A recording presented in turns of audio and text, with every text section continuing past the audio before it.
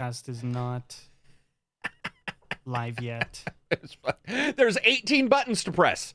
Hey, you know what? It'll just appear more slick. Take two. Brian's used to that. Take two. All right.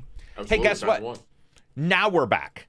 Sorry, everybody. Sup, everybody. This is Karak with ACG. I'm here with Johnny and Bryan Edward Hill, who's the writer for the comic book for Callisto Protocol. He's doing Titans, the TV show. He's done Batman and the Outsiders, Batman Detective, Hong Kong Phooey, which is one of my favorites of all time, and complete surprise that Hong Kong Phooey came back into comic book form. We're going to talk to him about the behind the scenes for comics and movies and TV, all that kinds of stuff. And Johnny, Lucky Johnny, is the only one with me. We're the skeleton crew. I was saying this the prior take, which I screwed up because we weren't live, but the prior take is that Canada's internet's down, so Absy couldn't be here. Reg isn't a huge, comic book fan, so we figured that probably makes sense for him to not worry about. And I was having some internet issues, and so we just decided to do it, a tight-knit group of people. So now that we are fully live, I will return it back to Bryan Edward Hill. What are you working on right now? Yeah, well, glad to be here. And right now I am writing and producing season 4 of Titans. We are in production at the moment, so episodes are getting put together. I'm not sure when our premiere is, so I don't want to kind of, try to mess up on a date, but it'll be there soon, over there on HBO Max. And working on the Callisto Protocol comic book stuff. That is really cool. And I'm working on a bunch of things, but I can't really talk about the other ones, but I'm busy over here. He is, and he always is. And I saw an interview, because I do my due diligence, checking out interviews, and I saw an interview where they were asking you, like, you do like to do multiple things. You like to, always have something cooking. But there's one thing you don't want to touch. Star Wars. Star Wars, yeah. So I knew I had seen you talk about this recently on Twitter, and then I found an interview where you were talking about why. And the person said if George Lucas came to you and asked, and you'd just be like, no Star Wars. And the desire is to keep it surprising and fresh, so you know nothing about it. And yeah, well, okay. So when you're working on things, you get deeper into the process, right? And you meet the personalities, and you start to just kind of build relationships with the people that are working on the stuff. It kind of dilutes the core kind of fan experience a little bit, and I don't have a lot of things that I can just go to for pop cultural solace, because I've worked on Batman, I'm working on Titans, and I'm really grateful to be working on all these things I love. Star Wars is like the one thing that I just go to as a fan, and I don't have any memory of, that was a bad day in the writer's room, or that person got on my nerves, or man, I'm really bummed that they threw out that script. I don't want to have any of those feelings when I hear Star Wars music, right? I just want to, sit down and play the games or watch the movies or watch the shows and just enjoy it. And, specifically to the George Lucas question, look, if I met with George Lucas, the last thing I'd want to talk to him about would be working on Star Wars. I would rather just, kind of absorb lessons in storytelling, his philosophical understanding of things, his psychological understanding of things, and walk away from that conversation empowered to create my own mythology, rather than kind of work on, what's already there, and so it's really it's not about not loving it. I love it so deeply, right? In fact, I'm wearing a Mandalorian shirt right now, right? Yeah. So it's the deep love of the thing that makes me say, it's perfect, my relationship with Star Wars right now. And, sometimes you just don't want to ruin that. Yeah. No, I mean, it makes sense. It's in a way, you always hear that, don't take your hobby and make it a business. And, for some people, I think that makes sense. But you're pretty smart in the idea of, you can take your hobby, your thing you love, make it a business, but at the same time, still keep one or two things sort of innocent over there on the side. So I've been reading the Star Trek, because I'm a huge Star Trek fan as well. Star Wars. I've been reading the Star Trek comics, and, regardless if I like some of them, I haven't been a fan of others, but is Star Trek also up there for you? Or is there another IP that's pretty high, or is pretty much Star Wars the lone IP that you would probably not want to jump into? Well, I love Star Trek, but I came to Star Trek a little later. I was probably in my mid-teens when I really gravitated to Star Trek, because Star Trek was a little denser in its storytelling, than Star Wars was. Star Wars is something that I could completely understand as like a 7-year-old, Right. Because it is the softest of science fiction, right? It's got a veneer of spaceships and technology, but it's really just mythological stuff. Star Trek is kind of like the gateway to hard science fiction, right? I don't think Star Trek is always necessarily hard science fiction, but it has just enough of it in there that then you're like, oh, okay, now I can read Greg Bear. Now I can dig into Asimov. Now I can get in these things.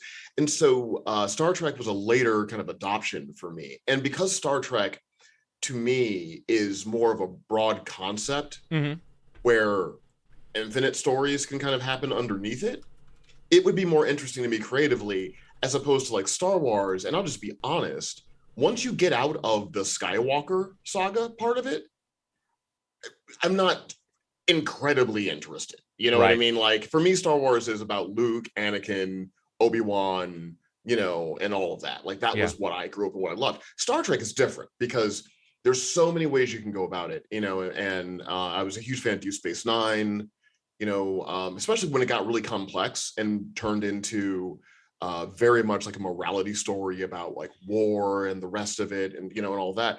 So like Star Trek I would work on. In fact, a good friend of mine, Akiva Goldsman, he was on Titans, working with us on the show for a while, and he's kind of a mentor of mine, and so he works over on Star Trek.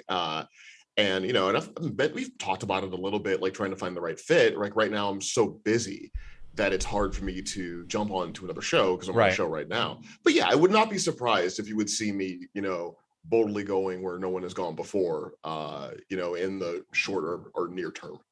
Yeah, I think that'd actually be really cool to see you write some of that stuff, because I checked out American Carnage.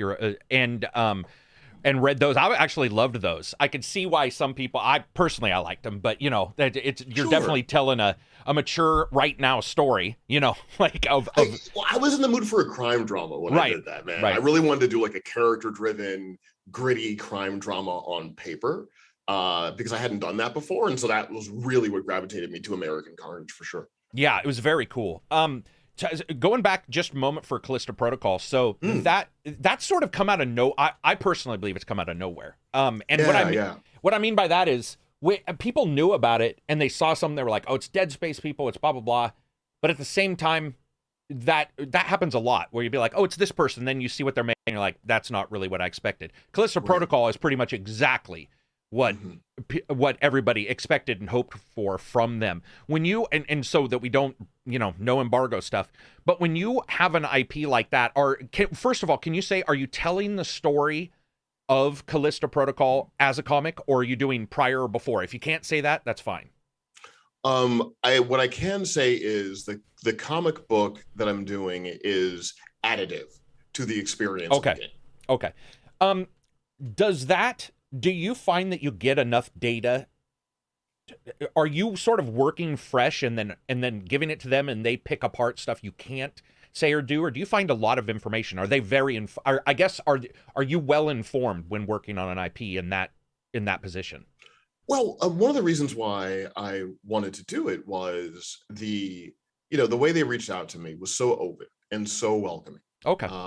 And they just had a really well-constructed narrative universe that I wanted to explore. So it's that, I make weird decisions when it comes to like what I'll do and what I won't do. Right. And it's not about scale, really. It's about interest. I'm really grateful to be at a point in my life where I'm not chasing things, and so I can sort of say yes or no. And so I just loved where they were coming from with it. And, they kind of opened up the narrative coffers so I could understand everything fully. Okay. And that made it interesting to work on. It's really difficult when you're working on a licensed thing and you're just always dealing with restricted access because you don't know how to tell a story, right? Yeah. Because you don't know like how wide your lane is and what kind of moves you can do. And it's a lot of like pin the tail on the narrative, and that can be really frustrating. But if people are very open, like the recent Far Cry project I did. Yeah. That was the other one. I'm sorry I didn't mention that. He did the comic book for Far Cry 6 as well. It's like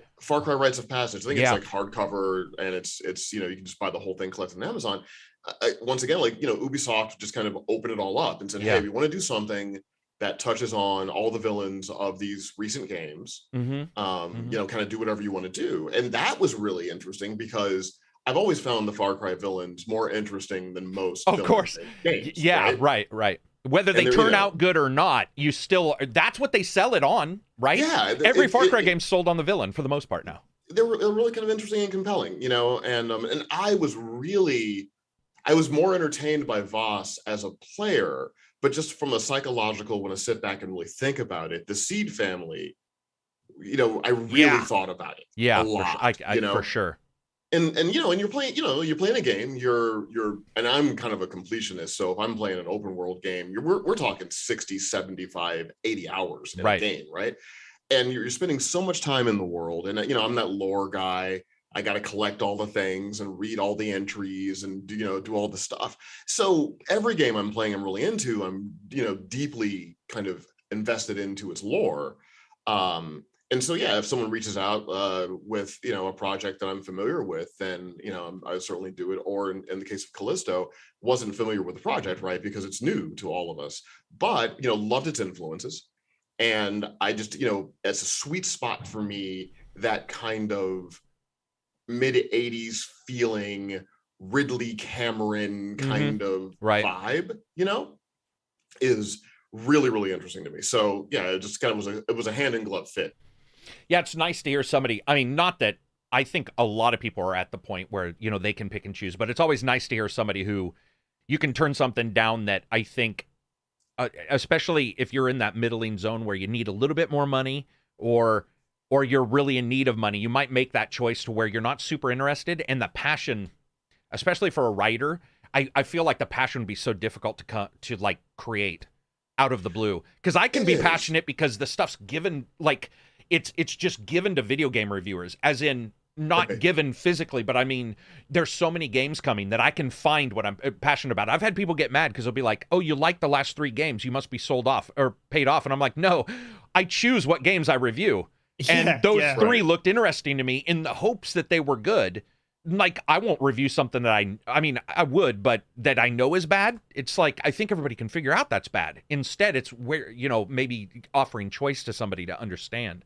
And the idea of you being able to sort of say, hey, this is what I want and I got to say, I was looking online, I was reading some of your interviews, and then I saw 2 completely unconnected people saying something that's made me laugh so hard. They said, do you ever wonder if George Lucas was watching the dailies and saw Darth Maul show up and went, oh shit, we picked to focus on the wrong bad guy. We should have picked this dude to focus on. Because Darth Maul does his double lightsaber, and I guess people who like the Phantom Menace, that was the biggest deal to them. But they were like, dude, this guy pulls out his double lightsaber, looks awesome, and they chop him in half. Sorry, spoilers for a 20-year-old movie. But right. I was like, dude, that is, because we were talking about villains, so that everybody knows, prior to the podcast, we were talking about Darth Vader being so cool, things hitting.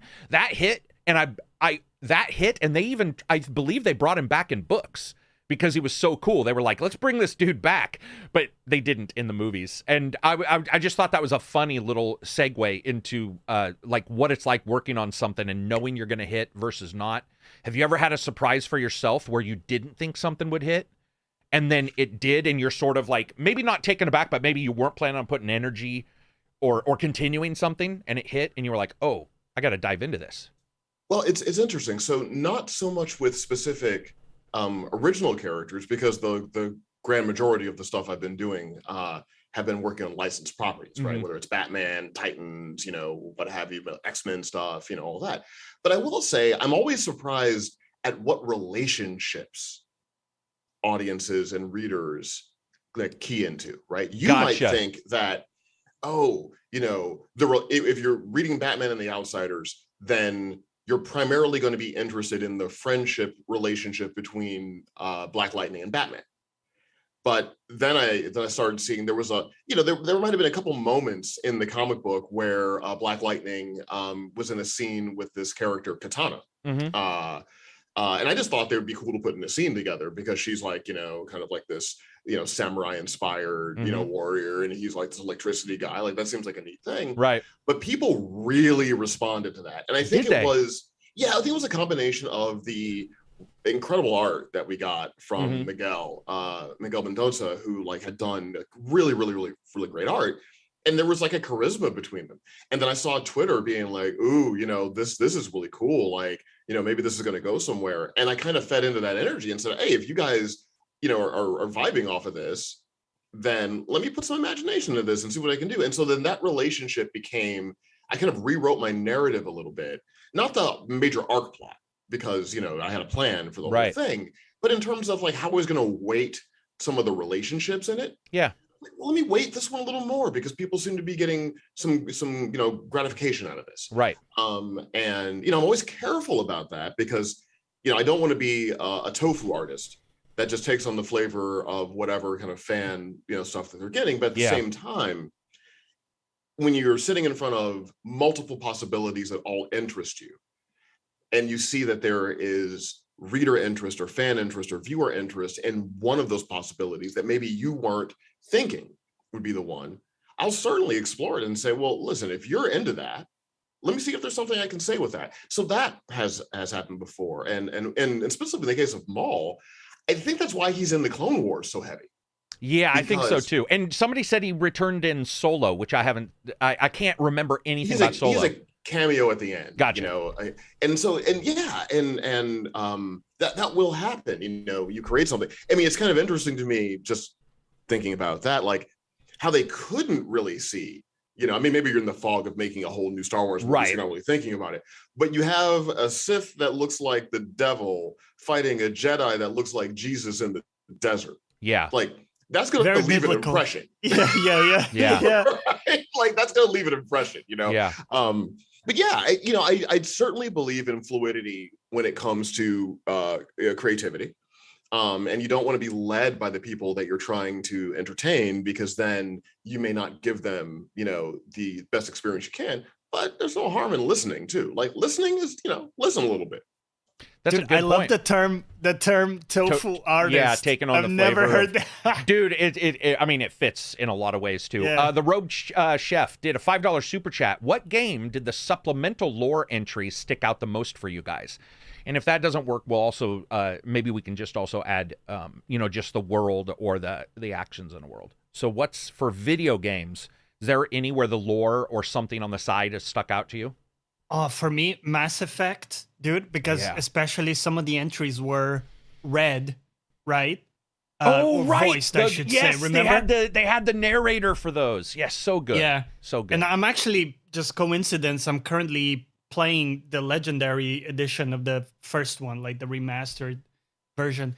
And going back and listening to those log entries is just so immersive to find out, you know, there's all this stuff that you don't need for the plot or for the story, but it's there, right? It's almost like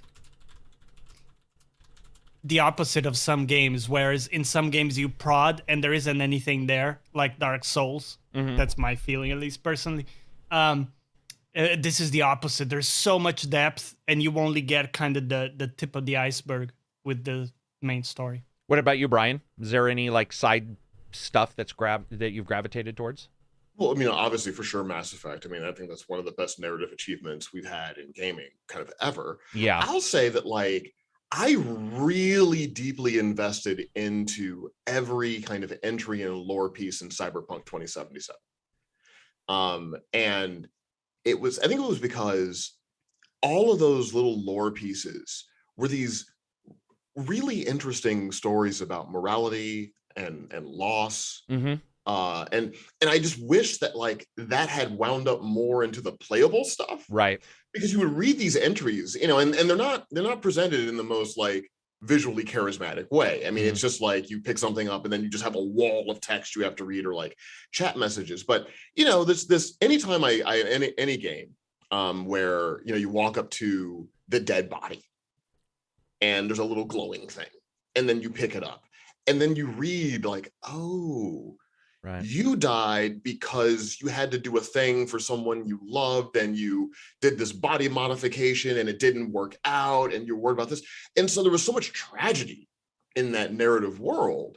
And that's really where I saw the kinship between Cyberpunk 2077 and The Witcher. Mm-hmm. was just the kind of the level of not nihilism, but just the struggle for happiness in both games. And there's a somber quality to how CDPR like kind of does game worlds. Yeah, right.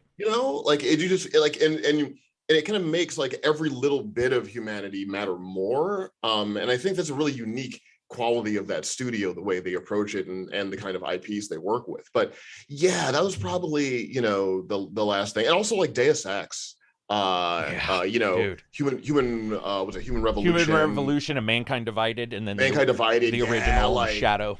I'm really a futurist, so like I'm deeply invested into thoughts about transhumanism, right, and how society is developing. And so games that are like that and that can let me sort of explore the human cost of things, I'm always really, really into. It's funny you mentioned that because like Deus Ex, I played Cyberpunk. I'm playing Deus Ex again. I do like Cyberpunk more. I like Deus Ex more than Cyberpunk. I like Cyberpunk's world better. I like Cyberpunk RPG. I mean, that only makes sense.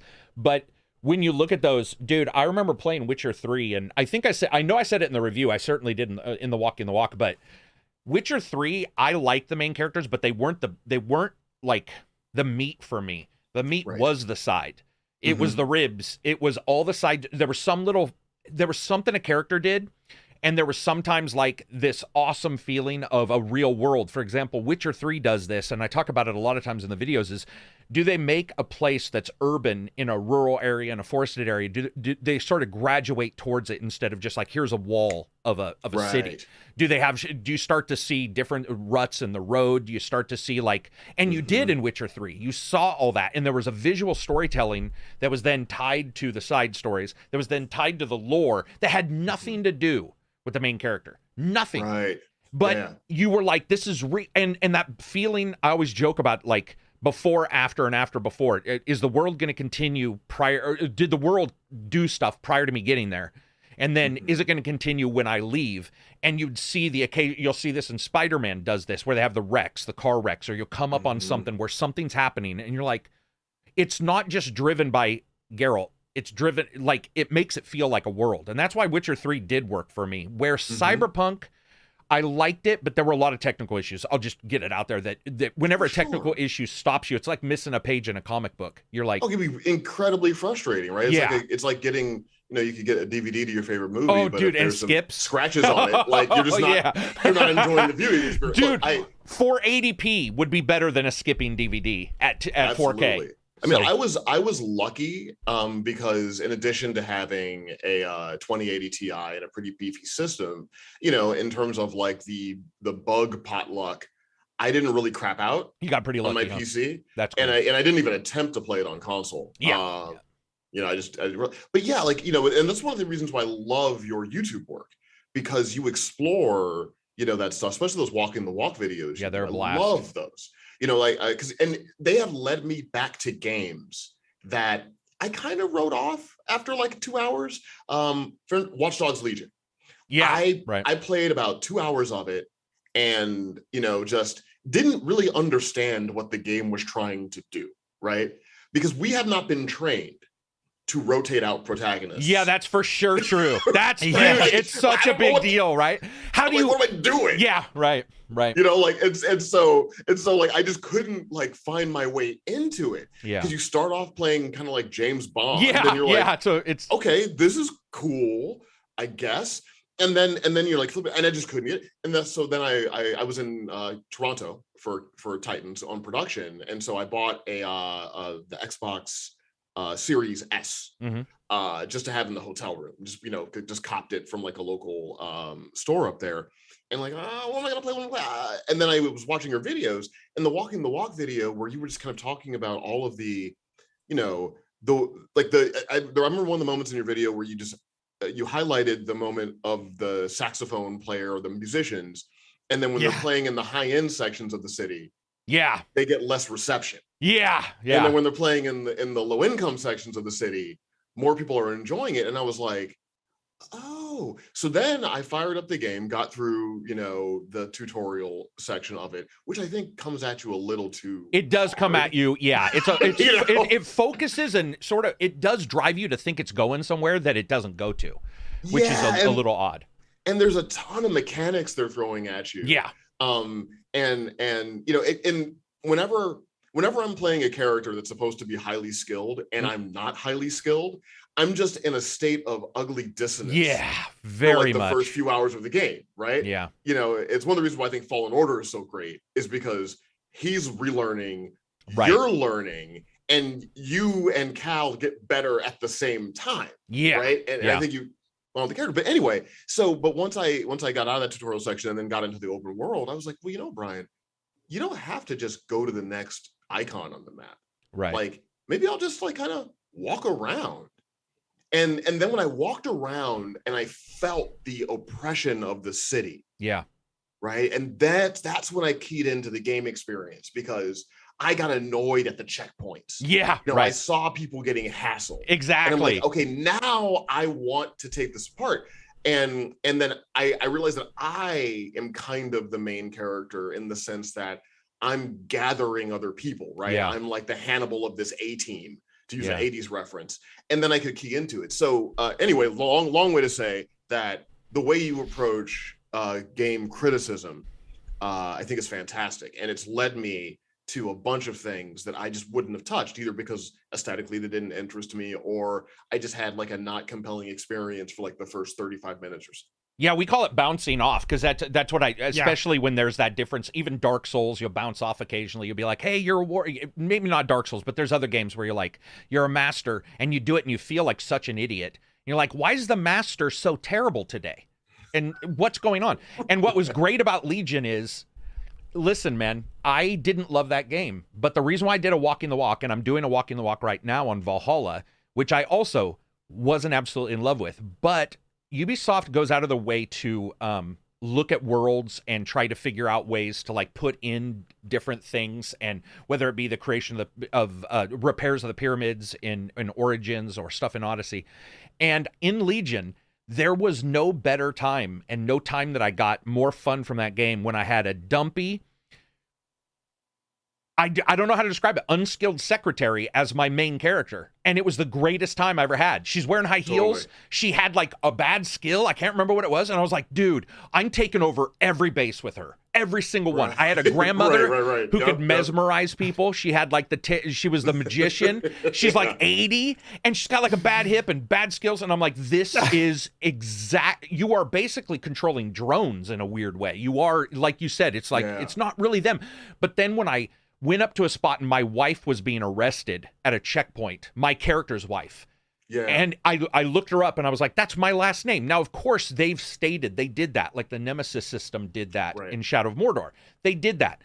I can buy into it. There's no, if I'm like, oh, I know how this is working out, that still works for me in a game. And when she was arrested, I was like, that's it. I'm taking all you out. Like, I was like, because to me, I was suddenly like, I am a podunk. I may not get to play this character again. Maybe they'll die. Maybe I don't like them, but I'm going to save her wife before I move on to another character. And I have a lot of stories about Legion. For a game that I didn't love, the idea that they chose and how they tried to do it, it didn't necessarily explode. But I like their ideas, and I think they did a really good job. And I want to get to some super chats because they've been asking us questions here about Bryan. First one, Paulie D, $10 super chat. Big fan of Bryan's work. Is he much of a gamer? He is. He says, I know he did love Cyberpunk, Miami Vice, and Heat aesthetic style, I'm assuming. So does he like GTA 5? Sure. I mean, yes. So you don't gravitate towards style even though you are a futurist? Yeah, like Witcher 3, I guess. I'm not, that like fetishistic about the things. I will say that I did need to take a break from Trevor during my first playthrough. Who didn't, bro? I was just like it was the torture thing. Right. Yeah. Like I'm like, you're making me torture a person that doesn't deserve it. Yeah. And I was kind of mad at like the Benzies for like a little bit. I'm like, I don't want to do this. Right. And so and I guess I was so narratively invested into it that it kind of bummed me out. So I took a little break and then came back and finished it like months later. But yeah, sure. you know, like GTA is great. I mean, you know, it's groundbreaking and all the things. Now I'll fire it up just to kind of drive around Los Santos, Yeah, single do player, your thing. and do my thing, you know. I do like that a lot of us, and they did it on purpose, but they did make him lovable and detestable at the same time.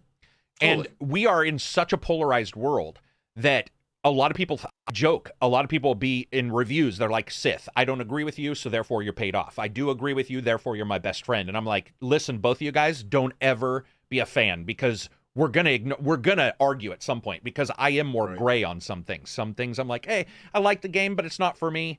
But you may like it. And when you look at how polarized we are, Trevor comes out, dude. And this is why those guys are good.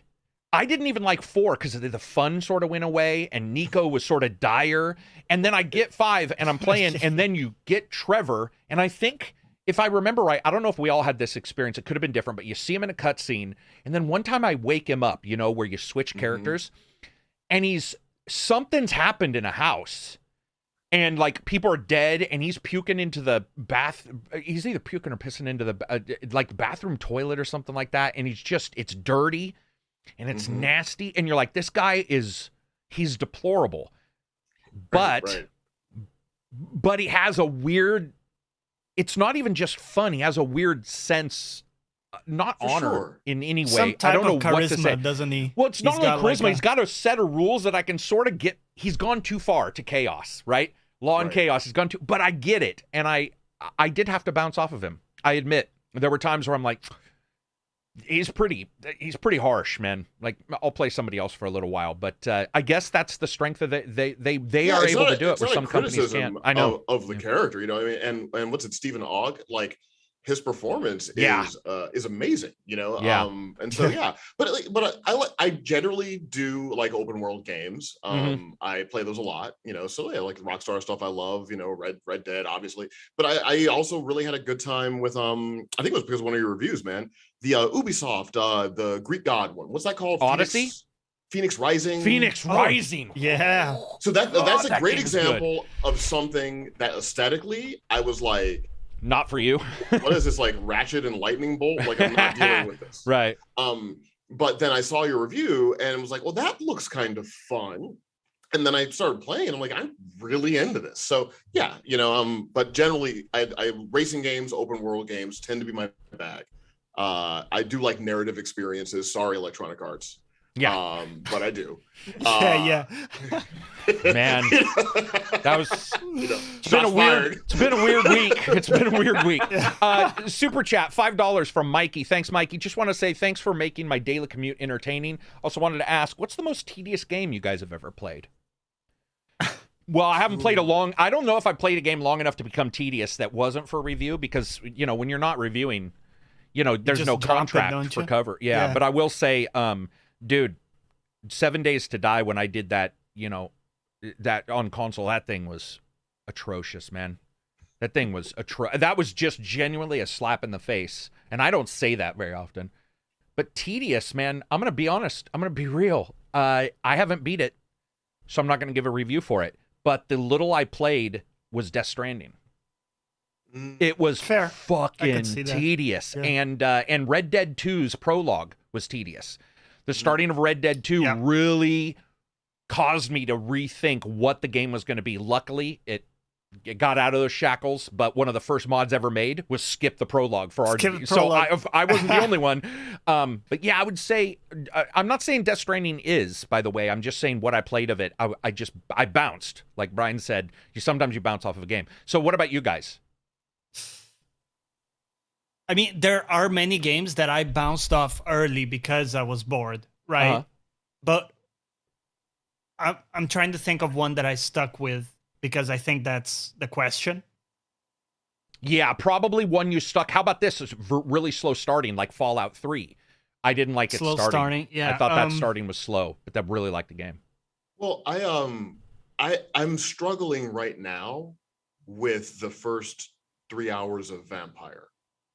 Like, that's a good point. Because I watched a bunch of reviews, yours included, and I'm like, this seems like, because I'm a huge Penny Dreadful fan, and I'm like, this seems like my thing. Yeah. But like, I'm finding the first like few hours of this game very difficult, because just when it settles into, okay, so we're in like a third person combat exploration kind of thing, skill trees and the rest of it, and then suddenly it becomes like a narrative game, like a novel game, right? I'm like, okay, you guys got to tell me like they got to figure out shit or when get I off fire the this pot. up, like what am I doing? Because the last time I had a play session, I was fighting some stuff and learning my vampire powers and cool. And this time, now I'm reading through pages of text, and you have to go through all these conversations because of the nature of like the detective stuff and then what you're doing. And I totally understand the setup, but just the way it's organized, I don't know when I'm in the mood to play it, because I have no idea what the next 15 minutes are going to be like. That's a damn good critique.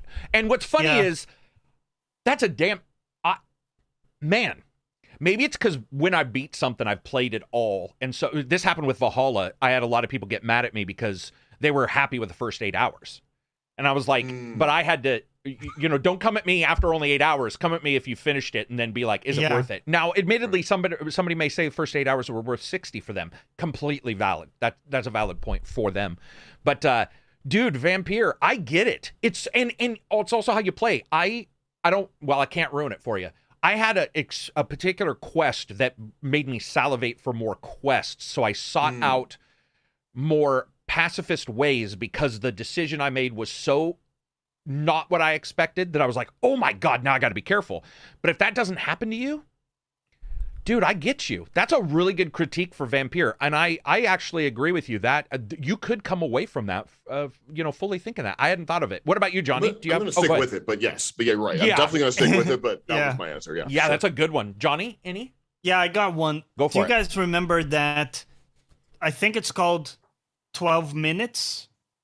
The game. Yeah, with a lot of movie stars. I think Ridley was in it. Wasn't Daisy Ridley in it? Yeah, and William Dafoe, the guy from X-Men, Willem Dafoe. Yeah, so great cast. It's one of those games where you basically relive the same day over and over, right? Yeah. And it's just one of those things. If you happen to be unlucky or make the wrong decision, right, it just causes you to repeat stuff enough times that you see the seams, the construction of the game, right? You see how it's made. Does that make sense? Like, I do. Yeah. The magic breaks down at some point, right? Because you're seeing like the repeated stuff and you see, okay, so this is how it's connected. You almost see this graph in your head, like, okay, this is the decision tree. Yep. Yep. And so that's what happened for me. I kind of repeated stuff so much that I ended up the magic broke down. Ended up being boring because I had to like sit through the dialogue a lot. We got another one, Vault Champlin. Yeah. $5 super chat, just supporting you all. Have a great day. Thank you very much. If you guys are listening to us on Spotify and iTunes, I would love if you rated the podcast. That would be great as well. So reading here, some people just talking about, this is an interesting, I agree with this person, but I think, again, most people don't. And he said Dishonored is the most tedious game I've played. And now, I won't say that the entire game was, but to me, I agree that Dishonored, until you buy off on what they're selling, like, because they're selling you something with that game, which is different, I think, than some of their other games. But I would agree, Dishonored can be rough. This person says Sea of Thieves is tedious. True. Just dropping anchor on Dishonored, because I do love the world of Dishonored. But when we talk about, I don't know what generation what are you on, 7th gen, 8th gen, whatever these consoles are. Whatever. Yeah, I don't know. What I'm really looking for isn't necessarily like 8K graphic fidelity or all of that. Right. Like, I think graphics are pretty good. What I'm looking for are games that can get us out of some of the developmental frameworks we've been in. So like taking Dishonored, for example, I prefer when stealth is a viable option, but I am not forced into it. Right. Because it doesn't feel like stealth if I'm forced into it. Yeah, exactly. It feels like you just nerfed direct combat. Yeah. And then so I feel like I'm always playing with an arm behind my back.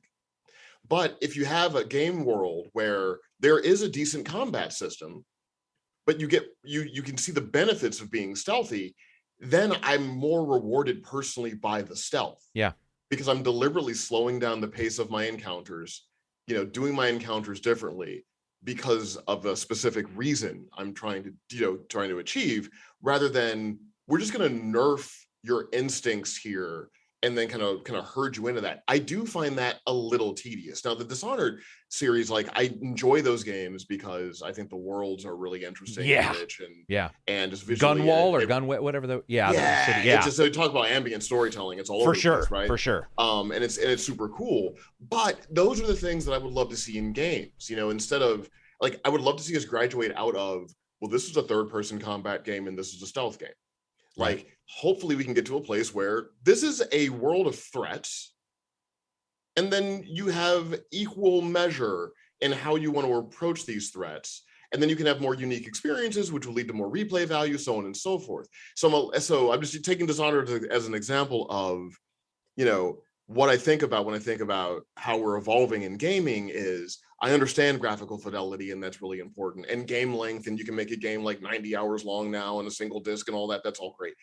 But I want to get into the marrow of our assumptions about what a game is constructed. Like, I'd rather have a smaller open world game that had Far Cry first person, shooting physics with Forza driving physics. Right. Like, that's what I'm waiting for. Yeah, exactly. No, I know what you're waiting for, because so when I grew up, no game engine could let you get out of the car. It was unheard of. Yeah. It was a different game. It was unheard of. They were like, that's impossible, and it will never be, or at least we can't see it being possible. Literally, we would have different games. They would have different games. One game where you play in a vehicle, and then one game where you'd be outside of the vehicle. Because no one could, it just wasn't a thing. And then once they started figuring that out, while I agree that GTA is fun, it doesn't have the best driving physics. Obviously, they're gamified to a pretty high point. You get these games that attempt it. I would agree with you that at some point, it'll be nice when we get the merging of 2 or 3 of these genres into one. And it's funny you mention that, because I want to talk about something that just happened yesterday that ties directly into my thoughts on this, which is Assassin's Creed Skull and Bones. So yesterday they showed gameplay. There is no getting out of your boat other than to go buy stuff. There's no hand-to-hand battle. There's no boarding that's actually physical. It's all cutscenes. And I firmly believe that it's almost like they said, so I don't know if you know this, Brian. I don't know if you've been tracking it, but AC, well, you may have also because of what you're doing, but there's rumors of this AC Infinite that's out there, right? I've heard the smoke and mirrors, between your coverage and Young, and a couple other people that I follow. I stay aware of stuff, but I don't know a lot about. So Infinite. the idea is that in some future, that these games in some way would be connected. And I was looking at Skull and Bones last night, going, you know what? That could be the first step in separating and making the boats. Instead of being and I like Black Flag, but instead of being an action in the game, when you do jump, what Assassin's Creed Infinite may do is allow for you to connect to a full other game. Mm-hmm. So you're doing your Assassin's Creed stuff, and instead of jumping in your boat and doing Assassin's Creed stuff in a boat, they're going to throw it way over here, and you sort of are teleported into a completely different game, which is the full experience. I'm not saying Skull and Bones is. I'm saying their idea may be something along those lines, because we hear this from all open world people. They say it all the time. Well, if you're running around, then you have to get the horses right. Horses right is a huge deal. People people have no clue. Then you see developers saying, no, horses, we can get horses. Doors are hard. And you're like, wait, what, doors? And then you read all hours of this diatribe on doors and why Bethesda has to use load scenes for some cities in some games because it's so difficult to get everything to work. And I'm wondering if that's the first step, because I saw Skull and Bones yesterday. I admittedly was not impressed, but there was this weird thought. It's not Assassin's Creed because there's no Assassin's Creed parts other than the boats, but they're trying to sell you a full price game. It's going to be $60. And I'm like, there's not a lot there for that. But is this their plan? And then driving the crew. So you've got the crew on the other side, the crew open world, completely United States. It's massive. It's got all this stuff. I don't know who's playing the crew too, but I swear to God, it can't be more than 2 people, because that game, it was bad. It wasn't bad. It just wasn't grabby enough. But is their idea then to take and put like Assassin's Creed in the future, or Legion, or Watch Dogs, and have it branch off into this other thing, because they're also talking, Ubisoft's been talking about Scalar, and Scalar is their new technology for the cloud and cloud computing. And I'm sitting here going like, are we going back to the time to where they don't attempt to have one engine do everything, and instead, because of the faster loading speeds, do they instead have basically two segments, and you jump into a full other game, and that way the company doesn't have to worry about all that other bug checking that has to do with boats and stuff. And when you read the Scalar technology, the reason why I'm talking about this is because I'm covering Valhalla, and some people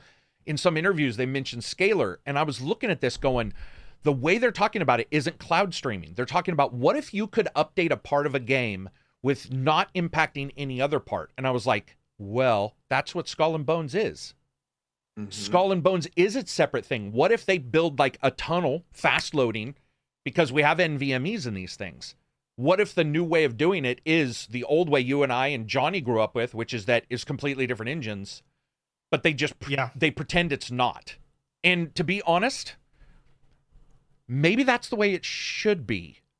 I'm not saying Ubisoft's doing it right. I'm saying they're fighting a lot of memory constraints and all this stuff, where all these worlds, and then there's, they'll buy a huge bug will be somewhere. What if they segment it out? But anyway, that was just my thought. Let's play it out in an example. Let's say that you're walking, okay? So you're in like an Unreal 5 type engine, where you're walking around, you have your city, your world, and you get into a car.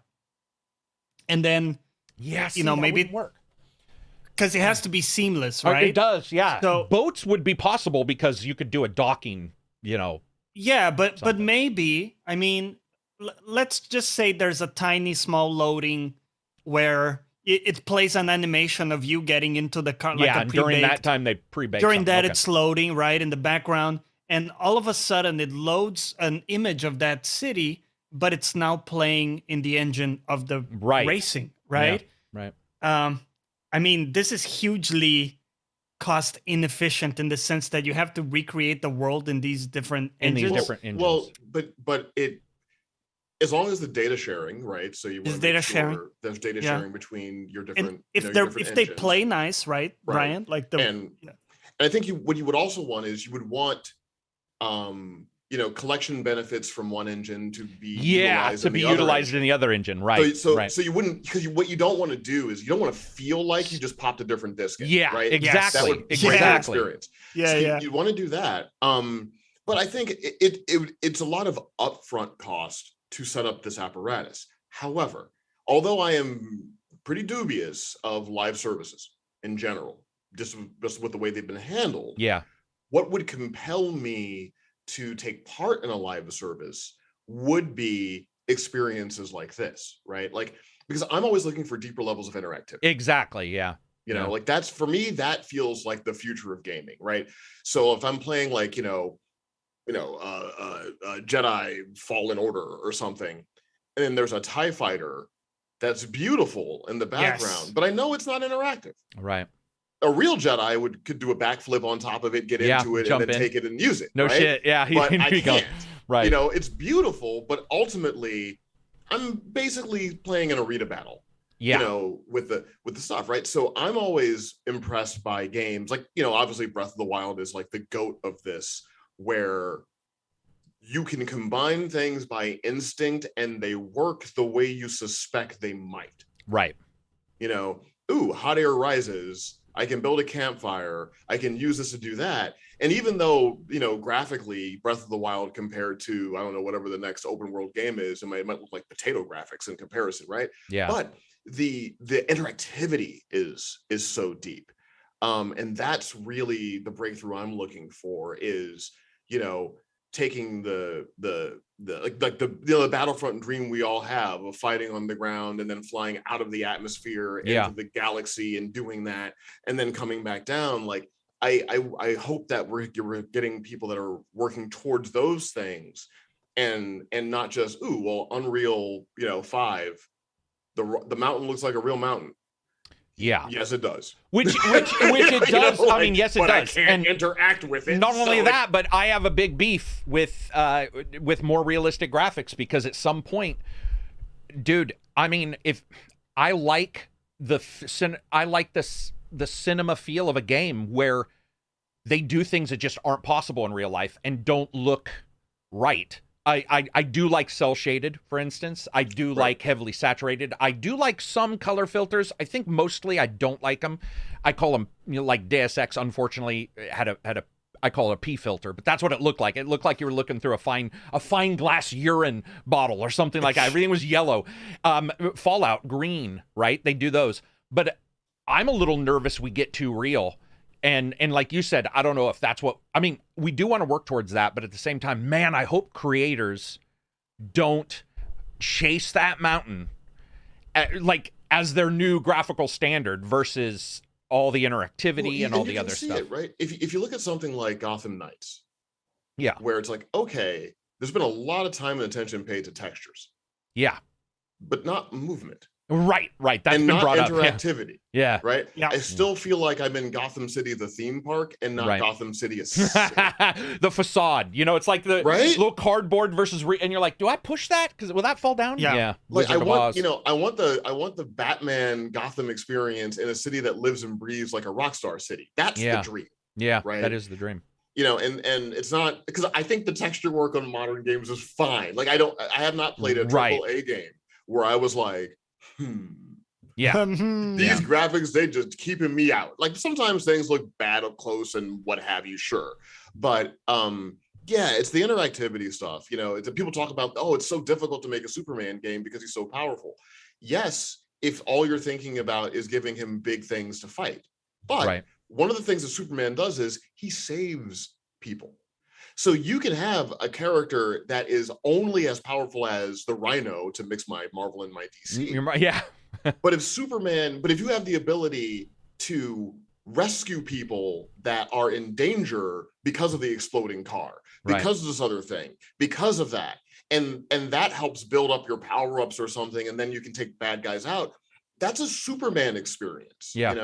Like I want to be able to, like, buildings on fire, I want to fly into it, put it out, grab somebody, take them out, land with them lightly, press a button, they get to safety, and then I turn around and I fight the bad guy, right? Like it's that kind of stuff. I remember I was playing the first Watch Dogs, and I didn't love the game for a number of reasons, but there's some things about it that I thought really interesting. And one of them is the way he would tell people to stay inside their cars. Right, or that little moment in Cyberpunk when you're going down the hallway in the opening of the game, and someone peeks out the door, and you're like, "Get back in, get back in." A little bit empathy, a little bit right. Like for that's others. The stuff that like makes me lean forward, because that makes me feel like there's a living person in that room, and I got to keep them safe from the stuff that I'm going to do, and it makes the action feel more impactful because the action has consequence, like it would in the real world.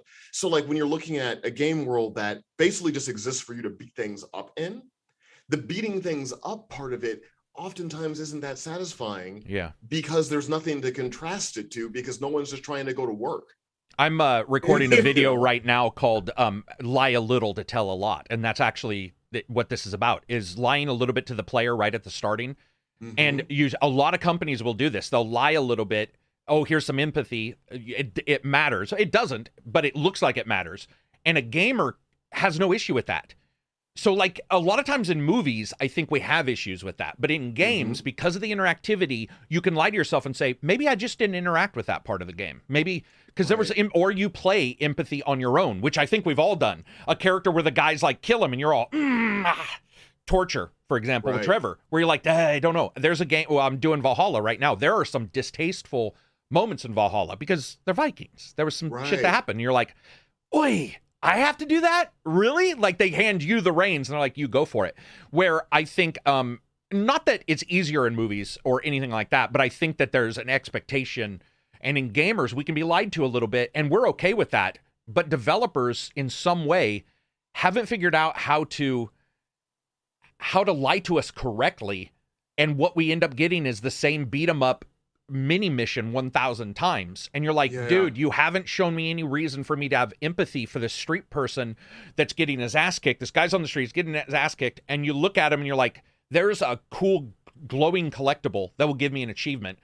And here's this dude just sitting here. And I know he's going to have another mini mission in 30 minutes just sitting there. So it's like, I'll just come back to him. And there has to be something.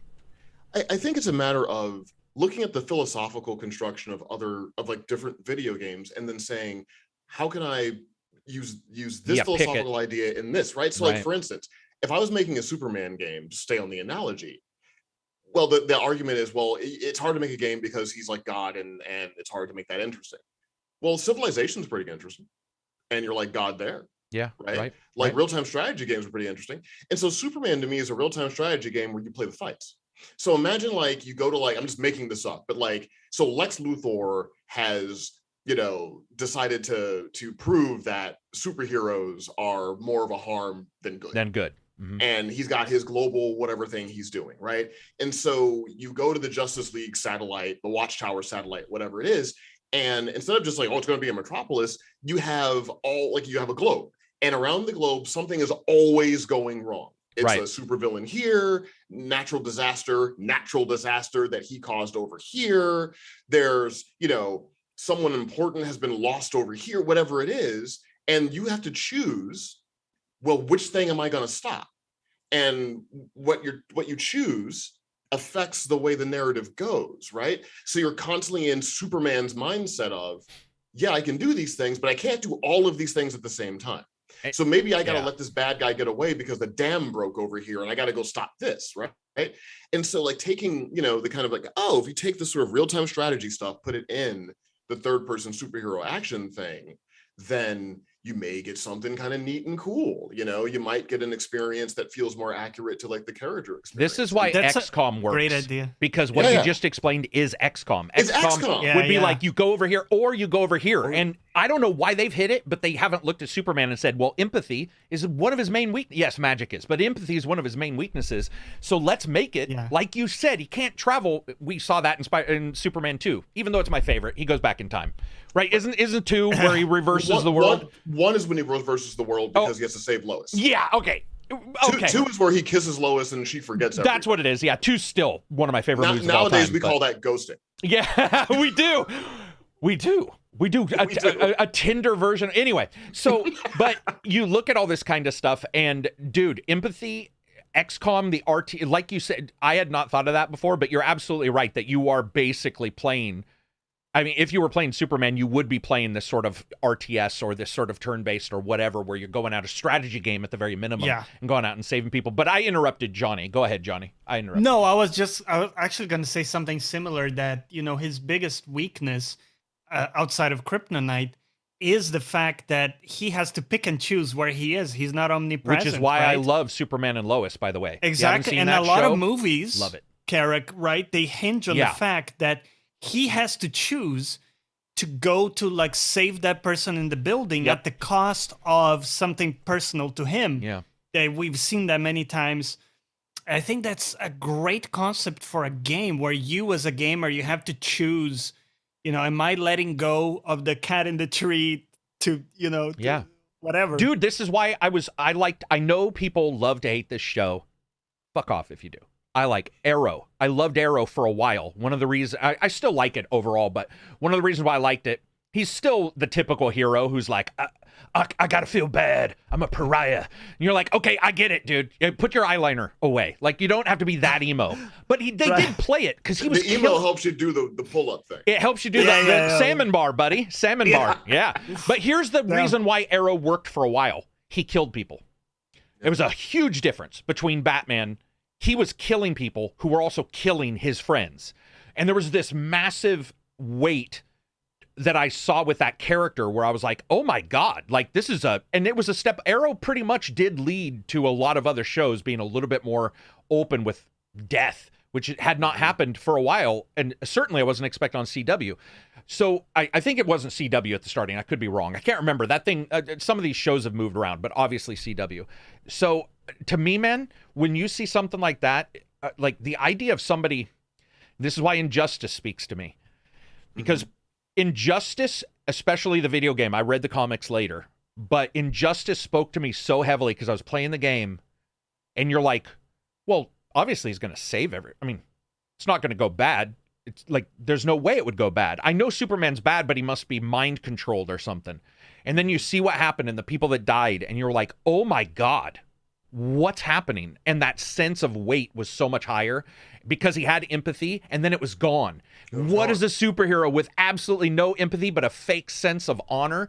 A villain that is absolutely tragic and awesome. And I actually found myself loving the Injustice video game because of that. Well, one of the things that people don't talk about with Superman enough is that the Kryptonians weren't great people. They weren't. No. They weren't at all. They were like genetic, kind of like Klingons, except like really good scientists. Yeah, really good scientist Klingons would be. Yeah, really good scientist Klingons, right?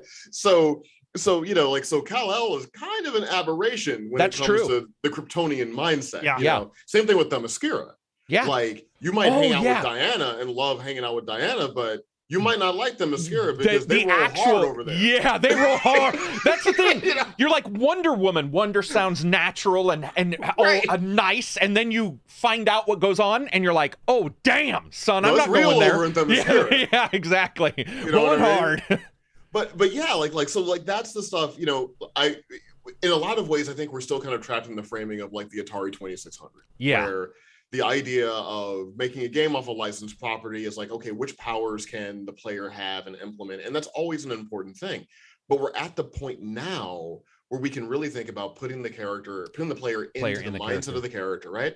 One of talking about like small worlds that I love being in, like the Yakuza worlds are great like that for me. Right. Because what I love about Yakuza is, the way the game is constructed, the side missions, they feel emotionally right. Like sometimes I'm just like, you know what? I'm tired of fighting for my honor as Kiryu. I need to go to the club and sing. Yeah. I just need to go on this date. I need to go be like Majima and just run this club for like 6 hours and it feels so organic. And instead of saying, well, I'm done with this experience cycle, so let me put the controller down. Instead, you know what? I don't have to do the fight thing, but I can go play Gwent for a while, right? And that's what I really missed in Cyberpunk, was I didn't have any other thing to do except the core 4 or 5 things, that I do combat-wise. I'm like, if Cyberpunk just had a touch more Yakuza in it, and I understand they rushed it and they couldn't get it out, but just give me some, let me just hang out in Night City and play some pool. It's funny you mention this because anybody who's grown up on 1980s movies, 1990s movies, even early 2000s, the bad guys are always in a fucking bar singing karaoke anyway. So to me, that makes sense. The moment you said it, I was thinking back to like Big Trouble in Little Dolph Lundgren and Brandon Lee. Showdown in Little Tokyo. Showdown in Little Tokyo, one of my favorite martial arts movies. Great soundtrack, dude. Great sound. It's just awesome. Old inspired martial arts movie. When I wrote that Dolph Lundgren movie, that was like the first thing I talked to him about was Showdown in Little Tokyo. Did you? Yeah, see, dude, that's given me some like he had great things to say about Brandon Lee, so shout out to Dolph Lundgren. Serious desire to be you. Awesome guy. He is, and everybody. That's one of the cool things you always hear that as well. Also, incredibly intelligent, far more than myself. Super smart. But you see this, the bad guys, they're always partying. They've got the Love Hotel, which then you see in Yakuza as well, and those kind of things. Those secondary things are. I mean, I'm in agreement. Cyberpunk in particular didn't hit it, and especially when you get an open world with a desert around it, you start looking at these other things going, I would like a little bit of interactivity. And one of the things that I came away with from Cyberpunk was I couldn't even sit on a stool. Right. And I was and I don't want Skyrim interactivity because I've been killed by a loaf of bread in Skyrim multiple times because physics got screwed up. The physics are wrong. And you can hear it inside going, and you're like, uh-oh, if that goes out, that's going to hit me. And just crazy bugs happening in that. Todd Howard is like an Old Testament God. He will giveth and taketh away. Yeah, he will. He will for sure. Speaking of giveth, Timothy gave us $2 super chat. I think Hogwarts Legacy will have a good world. I absolutely hope the same, man. It's a good point. For sure. I can't wait to see that. Special week, $5 super chat. Games still have a progress bar rather than the animation. I want to see the animation for opening a door or grabbing stuff or putting items on a puzzle.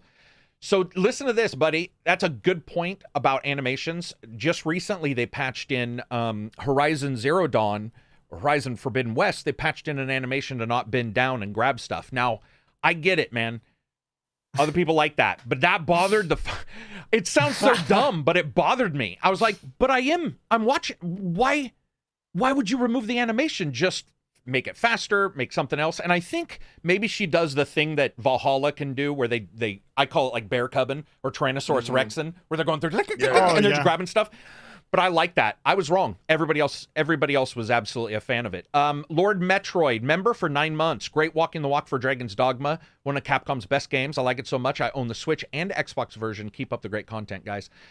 Yeah, Dragon's Dogma, dude, the reason why I reposted that walking the walk is because there were some audio issues with the original. They sort of crept into the new one as well. But yeah, Dragon's Dogma, if anybody hasn't checked it out, you need to.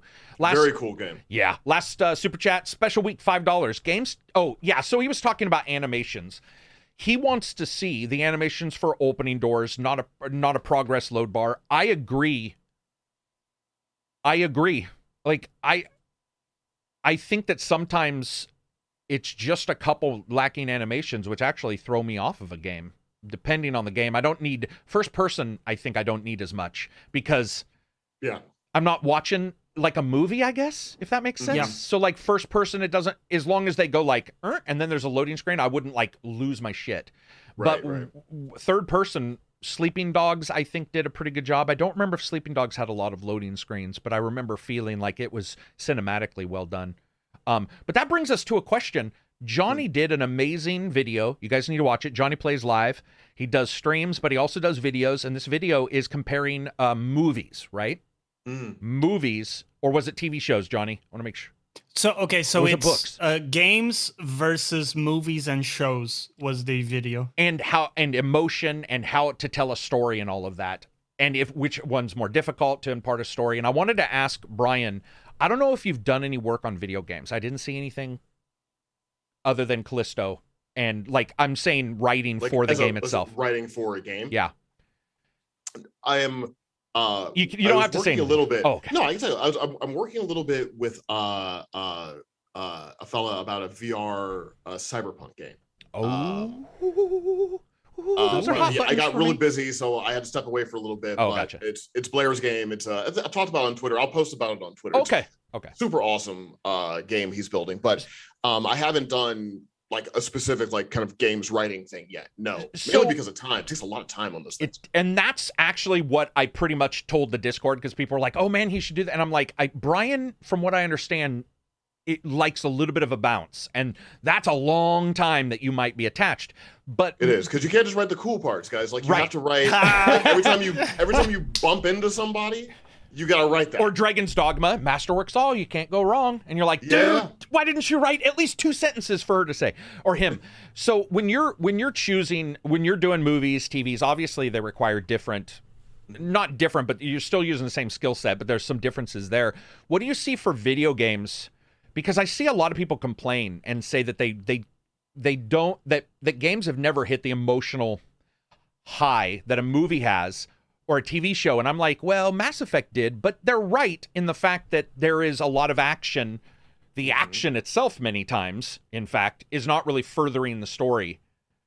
Do you think it would be really difficult for you to transfer? Like if somebody said, hey, I want Bryan to write the next Mass Effect, do you think that would be ignoring the time thing? Do you see that as a difficulty that's popped up for you even, where you're like, man, story's not moving the way it should. How would I fix this? How would you fix it? I think that you just have to have a different narrative approach to gaming, right? And so what I think is really effective in gaming, because here's the thing. When you're writing a movie or a television show, I am pacing the viewer through the experience, right? So I'm orchestrating the amount of time they're going to spend in any emotional place. So if I want to do things subtly, I can balance my narrative to make sure that those things count leading up to the big things, what have you. If you try to do that in the game, what'll happen is you're going to have hours of gameplay in between your emotional beats. And then you might not be able to maintain that continuity of emotional experience. But what I think is really effective is if you have kind of simple archetypal emotional moments that will resonate and can get carried thematically through gameplay to get you to the next moment. Like I was just replaying Jedi Fallen Order because the Obi-Wan show got me back into it. I think that game is incredibly emotional. Agreed. Right? Agreed. And it's the first Star Wars narrative that has really explored the trauma of Order 66. Right. You know, and by the time you get to that cutscene with Cal and the rest of it, now here's the reason it works, because so much of Cal's journey is about his failure to Jaro Tapal, right? Like, it's living and breathing. I mean, everything is about failure in a way. Like, right. you know, serious failure, Cersei's failure, like it's all failure, right? And so I think with games, you have to be a little more focused thematically, so that the things kind of live inside of the playing experience, so that when you start doing narrative things, you know, you've fertilized the ground. Now, this is going to be like a controversial statement, somewhat controversial. I approach gaming narrative differently than Neil Druckmann seems to. The problem I have with the beautifully manicured experiences that Neil creates, I don't feel like I matter to them. Right. You know, it's like, it's almost, I'm starting to feel like you're giving me a controller because the HBO Max series hasn't happened yet. Okay. But you don't really want to give me a controller. Right. You just kind of want to make me watch this, and I'm fine watching it. But the narrative moments, for me, break me away from the gameplay, because I'm not, you know, in a game that is about the brutal consequence of violence on the body and soul, and you're hammering that home with your cutscenes, to just release me into the wild with a controller in my hand so I can keep hurting people. Yeah.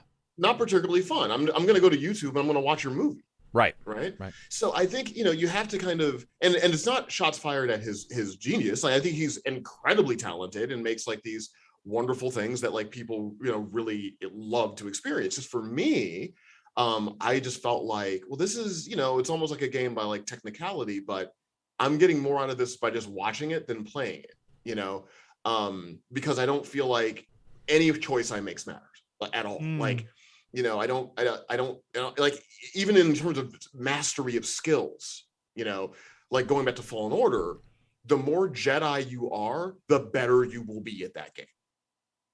You try to hack and slash your way through that game, ain't gonna work. You're gonna have to learn how to parry. You're gonna have to learn timing. You're gonna have to learn how to keep calm. You're going to have to learn patience, right? And so you're learning how to be a Jedi.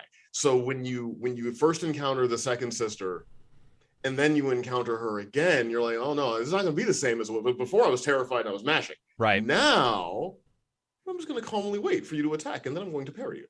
You know, and so like I just think I have had powerful narrative experiences from games equal to films and TV shows I have watched. As the final thing I'll say is, whenever people sort of bring this up as the disconnect, the impossibility between the two forms, they always bring up one of the best written shows ever.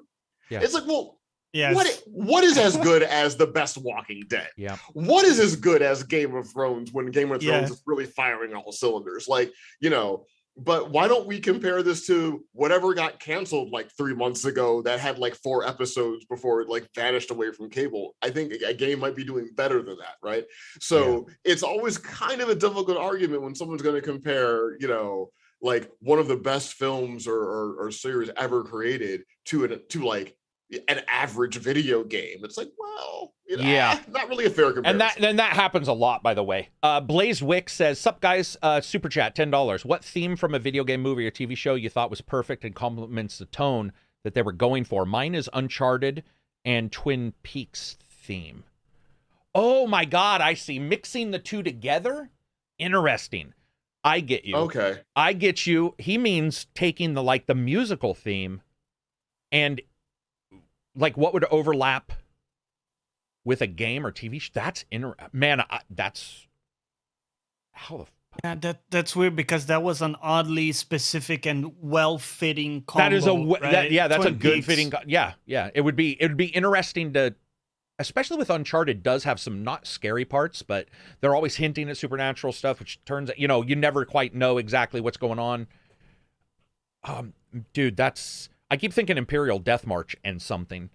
Like, for example, the good, what is it? The Good Wife, where she just slowly decays into an immoral, like just a nasty person by the end of the show.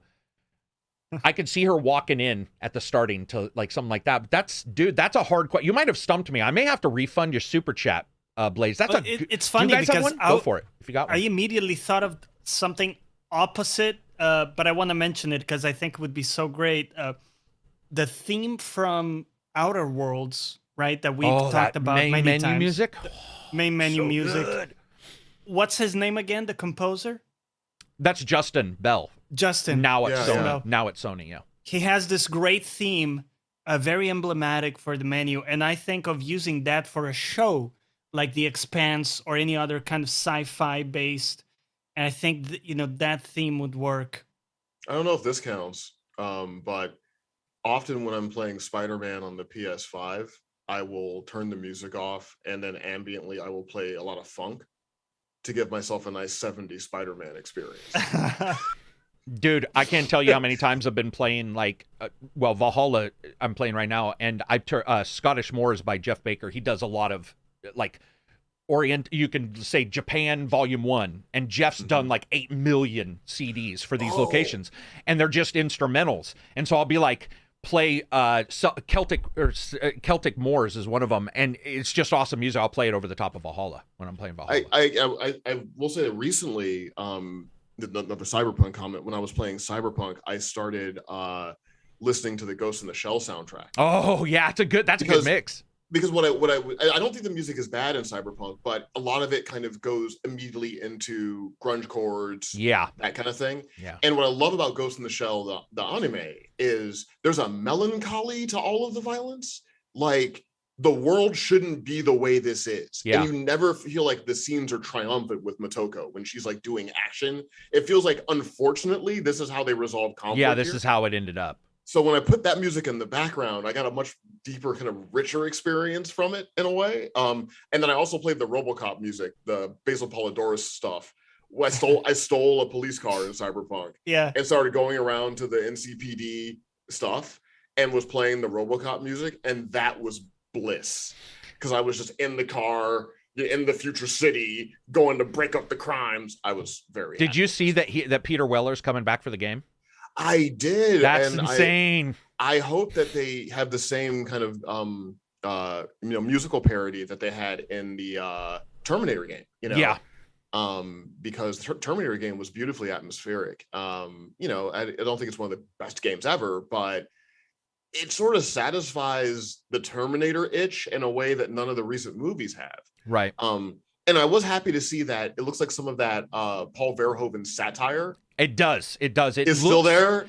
It looks like one of us who grew up with it wants it to return. Right. It's very It looks very RoboCop, and I'm like, okay, I'm kind of excited about this. Let's see what it does. But I want to hear some Basil Polidorus main theme though. I'm hoping, I as a big John Carpenter fan, for instance, his thing was his thing because he was also a musician. So like the way he even told stories was a little bit musical. He sort of knew what tracks were going to play, and then you got Paul who did a shit ton of movies when I grew up. They all had a very, like you said, there's a cynical. It actually was some of his, like he also did Total Recall, right? Yes. Yeah. Everything is like industrial cyberpunk, like The Surge versus the cyberpunk like a lot of us expect, and he always twisted it a little bit. And what I find is, for example, the remake of Total Recall, which I now am okay with, but when it first came out, I was like, what is this? I hope people my age who have $1 million or who are a good director go out and sort of bring it back, because I do feel that we're getting into this, everything has to be super serious. We're going to do the moon or whatever. And I'm like, yeah, I get that movie, but I sort of want the goofy. And unfortunately, one of the big creators who I feel might have done that has done stuff in his personal life, which is the Firefly guy. I do believe that there was an ideal there that sort of came up when you saw the TV show Firefly. You were like, I sort of get, and we're not seeing that. I hope we see that, because like those kind of shows, dude. It's funny we're gravitating towards old shows, but those kind of shows, I want them to return. I get tired of seeing RoboCop. If that was all gritty, I would have probably been like, It's too much. So part of it is what I call the prestige effect.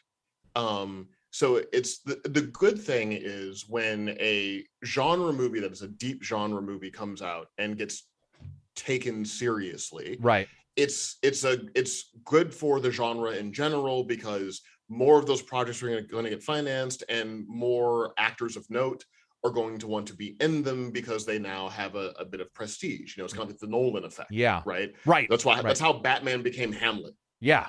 You know, true. Yeah. Before they did the Michael Keaton, they were like thinking like Bill Murray was going to be Batman. Exactly. Like, they couldn't find anyone to want to be Batman, so they put Mr. Mom in it, and Michael Keaton was brilliant, so it worked. But like now, Batman is like, he's Hamlet. You know, it's sort of like, it's almost like a goal of a lot. I know a lot of actors because of the show and the rest of it, and like, so Batman is kind of like, ooh, it'd be really great to play Batman. But the problem with the prestige effect is now everything is herded towards prestige. Right. So the people have kind of devalued or undervalued the benefit of an entertainment first experience that can still have depth. And you look at something like RoboCop, it's hyperbolic in a lot of places, but it also has emotional resonance. And that's why it worked, because it was. That's where it works. That's what, dude, I was watching Total Recall, and I'm like, the reason why I bounced on that first one, it's not a great movie, I'm just saying I can easily watch it, is because they forgot there's no laugh. It's just grim.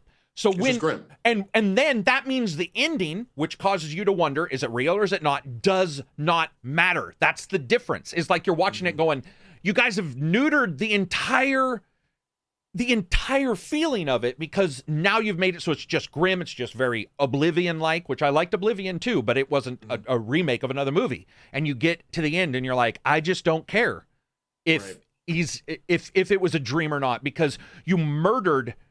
I mean, it's just like they even murdered the guy who did the first job. And I think they murder him in the original movie, the guy who does the mind job. I can't remember, the doctor who does the work on him. He's like, in the original movie, he's like, let go of me, and you have that Schwarzenegger. And that was also, not to be rude, I love Schwarzenegger.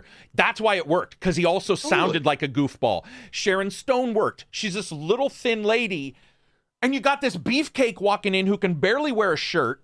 And there's the goofiness of him being big, but then, and the bad guy, Michael Ironside, of course, one of the best actors of all time. That's why he's Splinter Cell. That's why he is Splinter Cell. Yeah.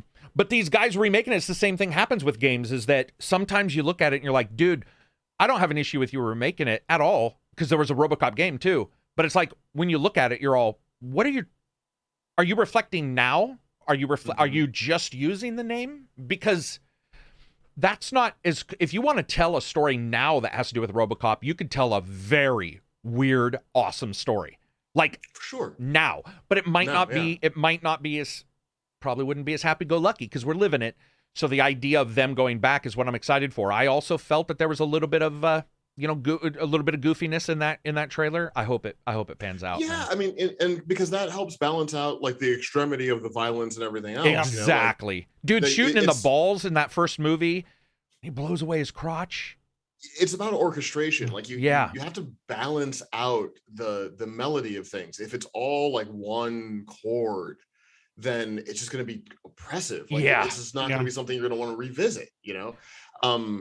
But I think it just comes, as you develop a comfort with what you're doing, and it becomes less important, I think, to achieve a certain accolade, and more important to create a great experience for people. I think those things kind of work themselves out. But it's always a dangerous thing to aim a project at deconstruction, right? Like, you're not telling a story as much as you're reacting to a story. Or, well, we're not going to do these things because we're going to do a prestige thing. When you've already deemed your work or prestige work, you've kind of like put concrete in your oatmeal at that point. It's just like, you're not giving yourself a lot of organic room to experience. I have a question for you. Do you, and Johnny, you as well. I know Johnny's answer though, because I've asked this and we've talked about it, but I don't think I ever asked you this in the last podcast. If I did, I apologize, Brian. But so there's Uncharted, and you got Nathan Drake, and you got Indiana Jones. Now that's what he is. He's the Indiana Jones of video games. It's great. He replaced Indiana Jones in many ways. But if you take a step back, he's a homicidal maniac. Slaughtering thousands of families. And there's jokes about like poor Bill reading his newspaper. Nate comes in, shoots him, and he was just working for, like pay his wife's insurance bills, which is the same thing that happens with stormtroopers. You see those jokes all the time. Do you have a hard time with that kind of stuff, or are you easily? And the reason why I bring it up is because you were talking about the other what is it? The Last of Us. So you've got The Last of Us. Now you're looking at like what the dichotomy there of the Ludo narrative dissonance. Yeah, like the little kind of thing, smirk right? as he's murdered his 20th person, and his wife still loves him. And you're like, does that bother you, or are you? I'll be okay. So a couple things. So I always push back with the Nathan Drake as Indiana Jones thing, and I understand the parallel, but having recently rewatched the Indiana Jones films. Indiana Jones is a college professor. Yeah. That doesn't really want to get involved in anything. Right.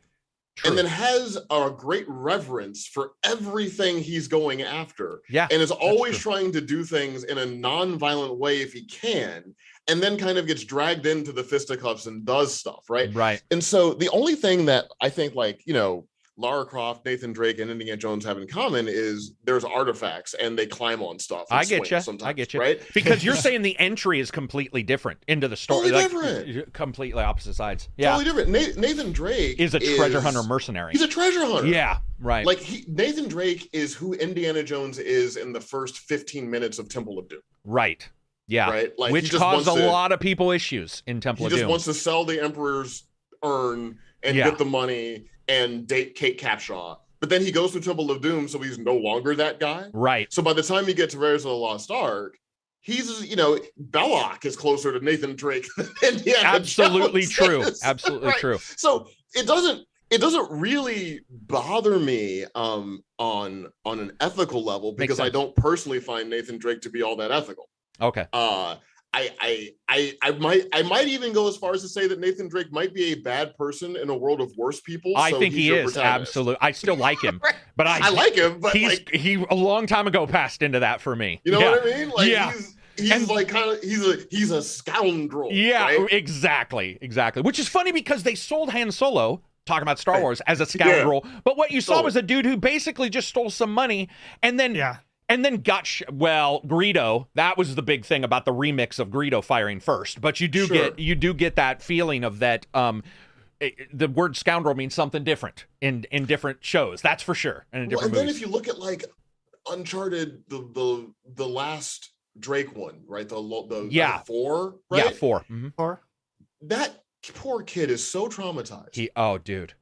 It just made me kind of read everything he's doing. Dude, you need to work out your issues, man. You've got some deep traumatic issues that are causing you to resolve conflict in a certain way, and you have relationship problems and attachment issues, and hopefully you can work this out, dude. And Bryan is like, let's sit you down. Yeah. Bryan's like your therapy. Hi, my name's Nathan, and I've been a killer for 12 years. Here's the thing about what I loved about 4, and then they nailed this. And as a storyteller, dude, I don't know, maybe this is just me putting wind behind sails that don't exist. I felt that one of the best levels I've ever played in my life was a level where he kills nobody and does nothing, and that's when he goes to the old lady's house, and you realize she is him if he continues on his path. And you go to this house, and there's shit, there's artifacts laying around. It's a hoarder, and that's what you as you're playing it, you come out of he's playing Crash Bandicoot with his wife. He's got called into one last job, and you're like, all right, whatever. He's in that job, and then it flashes back to him as a kid with his brother, and they go into that place, and it's just, it's his future. You're like, dude, if you continue on the path, that's where you're going to be. And I loved it that he has lived through all of it in 1, 2, 3 up until 4, but you haven't. That's the first time you saw that. And so as a player, I was like, oh my God, that changes. Now I don't want him to go, because sometimes I'm like, why do they have to end the adventurer's life? I always say this. Why does every movie have to be the last dragon? Have all the dragons. And then honestly, Uncharted 4, it kicked me in the nuts. It was like, no, here's why. And I saw it and I was like, oh shit, I don't want Nathan to go out again. I was like, I get it, because that's his future. It's mired in these memories that are tied to anybody who's moved. When you've thrown stuff away, I know you may love it, but there's this weird calming effect when you move and your brain isn't attached to some stamp. It's like it's gone, and there's that cool moment of freedom It was good. They full disclosure, I struggle a little bit with Naughty Dog gameplay in general. Gotcha. Because I always find there's a half step too much in like animation with everything. Every single thing is too drawn out. Like getting into cover takes like a half beat longer than I wanted to. Okay, like, that makes sense. Like aiming from target to target takes and so I've never loved the gameplay as much as I've wanted to. Yep. Uncharted more so than The Last of Us. I couldn't make it through the first Last of Us because I just felt a disconnect with character movement. And I know I'm weird. I know like chat might blow me up. I know I'm weird, but like it's just always been an issue for me with gameplay. So that was a major complaint about Red Dead too, by the way. Yeah, I mean, you couldn't get people to shut up about the long animations. So. Well, that and to put Rockstar on the skillet for a second, that and the like neck breaking shift between I can do anything I want to you're going to end my life because I stepped off the road for a second. Right. Like that drive. You talk about tedious. That drives me up a wall. I just got freedom and then no freedom. I wanted, and then I have to get behind this bush. Exactly and in a spot. Only this bush. Yeah. Mission fail. Johnny, did you have something to add? Because I talked over the top of you. Well, I apologize. I just wanted to bring up this parallel because you mentioned Han Solo in a comparison, and they're almost like opposites in the sense that Han Solo is a character who is pretending to be worse than he is. Absolutely, Johnny. Right? No, you nailed it. Does that connect with your read? Completely connects. Is that Han Solo is pretending to be a scoundrel. Because he wants to be the bad guy. He wants the girl, right? He wants the to be chicks cool. to be like, the bad guy, the bad boy. Yeah. He sells himself as worse than he is because really, he's a pretty decent guy. Yeah. Like he's got his lines that he won't cross very clearly. Yeah. Whereas Nathan is almost the opposite, where it almost feels to me as a player of that game that he's selling himself as the good guy, whereas he's actually dude. Now you need to do a video. Ruthless. Now you need to do a video about this. You need to do a video where you're like the scoundrel versus the anti-scoundrel, like D&D, where you put anti in front of something. Well, I'm going to share with you a little narrative secret. So if you want a character to be really charismatic, you want to design a character that wants to be cool, but gets one thing wrong for everything they get right, but handles the mistakes in stride. Gotcha. That's a base level character build that will probably get an audience. There's competency there. Right. Yeah. See, the problem is when people try to make a character who's cool, and then they are cool, and there's a total disconnect. Yeah. Right. And so you love Han Solo because sometimes the hyperdrive doesn't work. Yep. But he keeps his cool with it, right? Barely. That's how you identify with the character. When you have a character who is cool and then does cool things and says cool things, it can often disconnect, and you'll think like, why don't they really vibe with who this character is? It's because you haven't given people an entry point into the character. And I think what people fantasize about isn't necessarily always doing the cool thing at the right time. Right. I think what people fantasize about is when it doesn't go right, you still kind of find a way through, right? Because we will live that experience far more than we will successfully dodge TIE fighters in the asteroid field. Yeah. For us, every day the hyperdrive doesn't work like 6 times. Yeah, exactly. It's so relatable. And it's especially in those good games, and there's to get off even Naughty Dog, I had this issue in Quantum Break.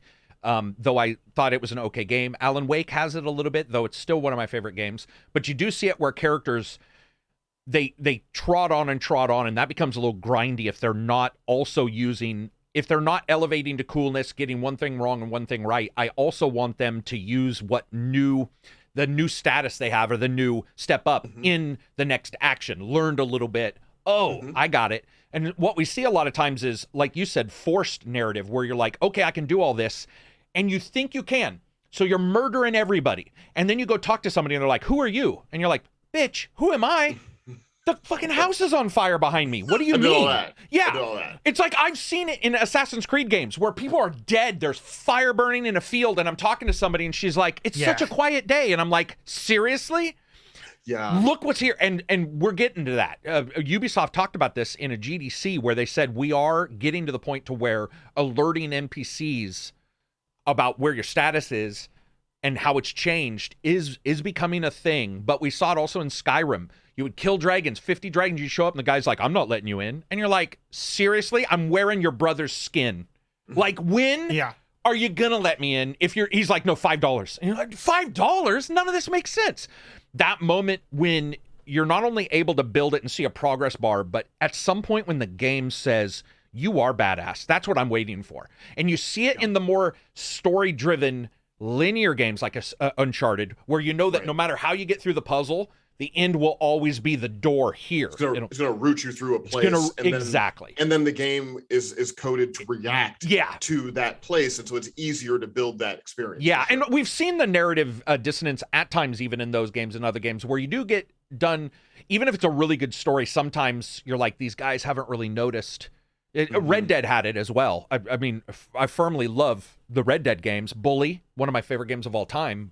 L.A. Noire, another favorite. These are all coming off from 2 companies. I should change my vibe and find another company to talk about. But those guys do a good job, but you do at times when those cutscenes start up. For example, L.A. Noire was terrible. I love the game. There's a part in L.A. Noire, and this is a 25-year-old game. I don't know how old it is, but it feels 25 years old. Yeah. So I'm not spoiling anything, but dude, I'm doing stuff in the game, and then suddenly it like flashes forward, and your character's done some stuff that you're like, did I? I don't remember doing it. And I realized it was a cutscene, and I was supposed to sort of pick up that I had done said thing. And it was this massive moment where I literally thought I had missed a cutscene, and that shows you the danger of doing that. The danger of doing that is that you know your story. If you're not very good at imparting that story to other people, and obviously I'm speaking to the choir, this is your job, but as a reviewer, I notice that, where I'll be like, whoa, none of this makes sense. And I'm not talking about in a jokey parody video, it doesn't make sense. We can all do that. I'm saying in a true response like L.A. Noire did. It helps carry, that sort of narrative experience. Like for me, the revelation of the first Arkham game was the confidence level of the enemies reduced when you started picking them off. So by the time there was one guy left, that guy was just like a mess, pissing on himself. And that made you feel like Batman. It did. More than anything else. Yep. It was like, I just Batman this dude down to like one guy. That's the fear. And he's like shooting everywhere. Has no idea. And then you're just waiting for him to get to the right spot so you can do the awesome Batman thing. Right. Like that's really effective. Like a Jedi Outcast is like that. Yep. Fallen Order, because, like, when you take out a dude, the other stormtroopers are like, "Oh man, like there's a Jedi. Oh, this is." There's a little bit of panic there. But like we're talking about the watchdogs of it, where like the NPCs, like they have relationships with each other, and so if you affect this person's not going to want to join DedSec because the other thing, and so it's all about wanting to feel like there are effects to my actions in a game that I cannot expect. Right. But I can react to. Yeah. That to me brings me closer to a game. What keeps me away is the sense that no matter what I do, I will either get herded to one specific point or I won't, but the game will just simply ignore everything that I did and then do what it wants. And have the tone it wants, despite whatever my actions were. That just reduces things down to gameplay. And at that point, I do check out in the narrative, and it's just about whether or not I enjoy the gameplay loop. Johnny, so you did this video. What did you come out of it? What were your thoughts? So the short of it is that basically for me, I argue that games are a better medium for my taste because of 2 pillars. One is interaction, and another one is time spent with companions and or enemies too, or villains, right? And I argue that movies and shows actually can't beat this barrier. Now, they also have their pros, because you could go into a movie already loving Batman, so you're already sold in Batman, right? Doesn't matter if you only spend 2 extra hours with him. But in equal grounding, my thinking is that first is what Bryan talks about with interacting, putting your hands in the pie, right? Getting a different outcome or a different flavor of the story because of your the way you play the game. That could also just be gameplay Continue. based, I'm gonna let where this dog out. sure, it just could be gameplay based where you know you battle so much, right? Or Right. Witcher 3, Dark Souls, you just fight so much in that game that at some point it becomes your identity in that game, and you develop your kind of internal narrative Totally. where, like you described, Brian, I love how you talk about like Fallen Order. Like you have this parallel journey of you as a player learning the game, and Cal learning the Jedi craft, right? And it's almost like this beautiful parallel where both your skill levels go up in Yeah, tandem, right? Is Yeah. this awesome consonance there. And time spent with companions is just, think about like some of the games you mentioned where you spend 60 hours with, you know, Jaskier, Mhm. you know, from Witcher 3 or whatever companion you can think of. You know, that really adds up. And it's the little moments, it's the little interactions that add up over time that is really hard to match in a medium where you have 2 hours or 10 hours in a TV show, something like that, to spend with those characters. So to me, and again, it's never a full-on fair comparison, because Sure. what are you comparing? Game of Thrones with, you know, Right. Greedfall, or Right. not to right. take a stab at Greedfall, but you know what I mean? Sure. Um, but how, I wonder how you feel about that. Does that track for you, or do you have a different? Well, I think I there's similarity in experience in the sense that, you know, both these experiences involve screens, you know, and there's a fair amount of watching, you know. But for me, when I go to a game, it's never to replicate a film experience. When I go to a film, it's never to replicate a game experience. You know, they're very Okay. different. And you know, something like Red Dead Redemption 2, right? Kind of impossible to give you that emotional experience in a film, because part of the emotional experience of that game is the sheer length of it, you know. And you can't replicate that. You know, I can't make a 60-hour movie. I mean, yeah, you can make a television show and all of that, but it would still be very different. You know, Yeah. you know, I think back to, you know, like the horse ride moment in the first Red Dead Redemption. And that was just such a beautiful out of the blue gaming moment for me, where, like, you know, you're just riding down to Mexico, I think, and you know, you've got the song playing on the Yeah. thing. And I know they did it again with the Angelo song in Red Dead Redemption 2. I kind of expected it by then. Yeah, because by they that did it point, you in knew, right? already, right? So it had a little less effect, although I love that song. But that only worked because of the amount of time I had put into the game world. You know, Arthur's, you know, journey, his plight. I'm not going to get into details. I don't want to spoil it for anybody, because anyone who hasn't played Red Dead Redemption 2, I think, should. So, you know, Yeah. I'm not going to spoil anything.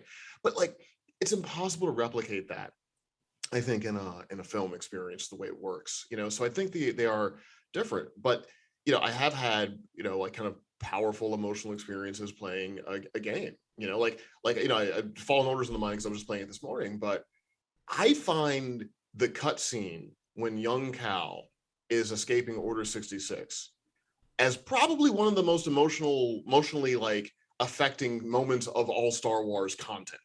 Gotcha. You know, I mean, it's not quite up there to like, you know, Luke and Vader and Jedi Right. and some of like the paradigmic stuff, but like, you know, I would put that cutscene up against any moment in the sequel trilogy, because it was just, you just feel for this kid. Like, you know, it was the brilliance of, you begin it by talking to the clones who are like big brothers to you. Yeah.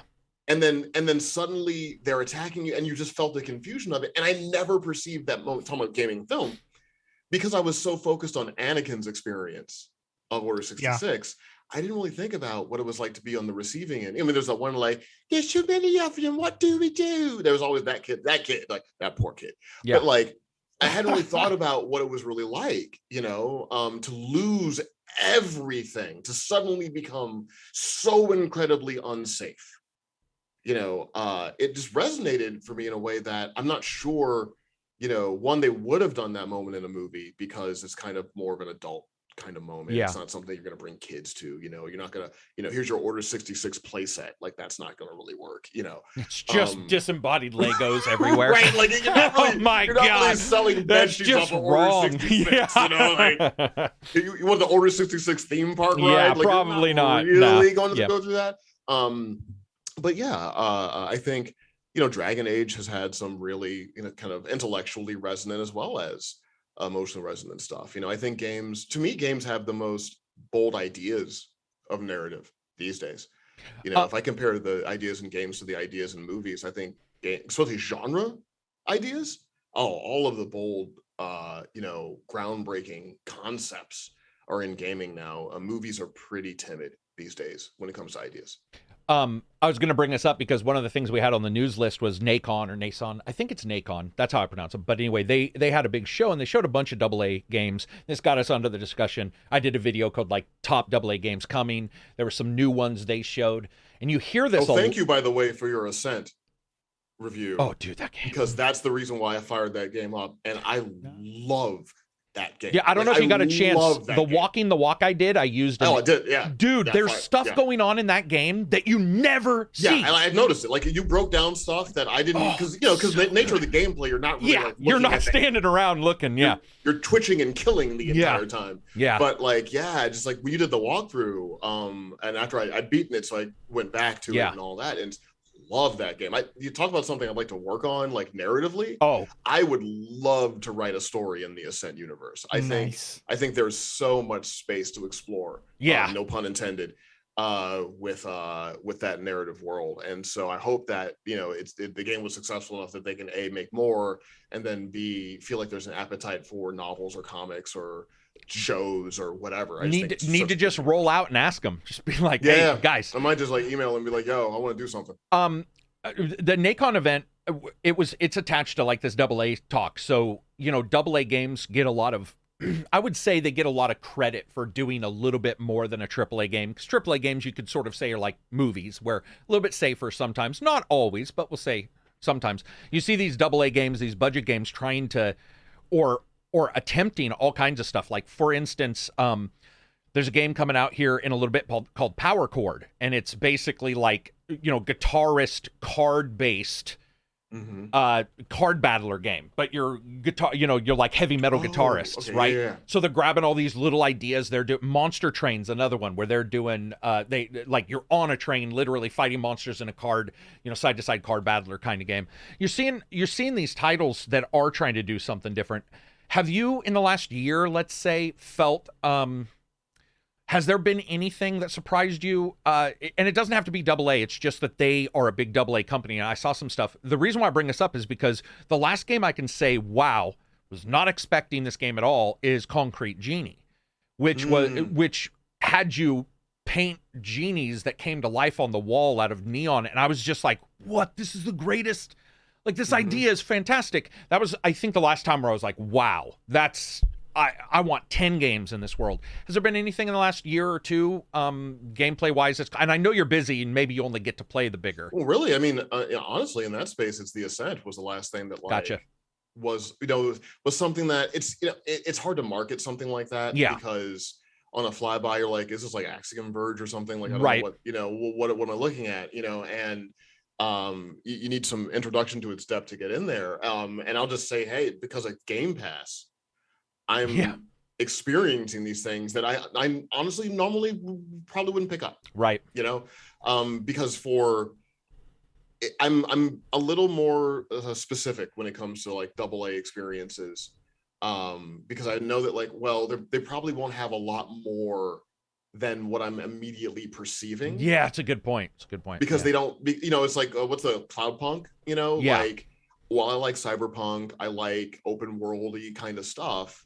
So this seems like my bag. Right. But if that was like, I don't know, like a 57 Chevy in a suburban neighborhood, it could be the best game in the world. But aesthetically, I might be like, I don't feel like driving a car that looks like that. Yeah. The uniqueness of it. And that's a good point that you just said, where in a lot of times you'll look at the game and that's what you're getting. That's going to be my gameplay experience.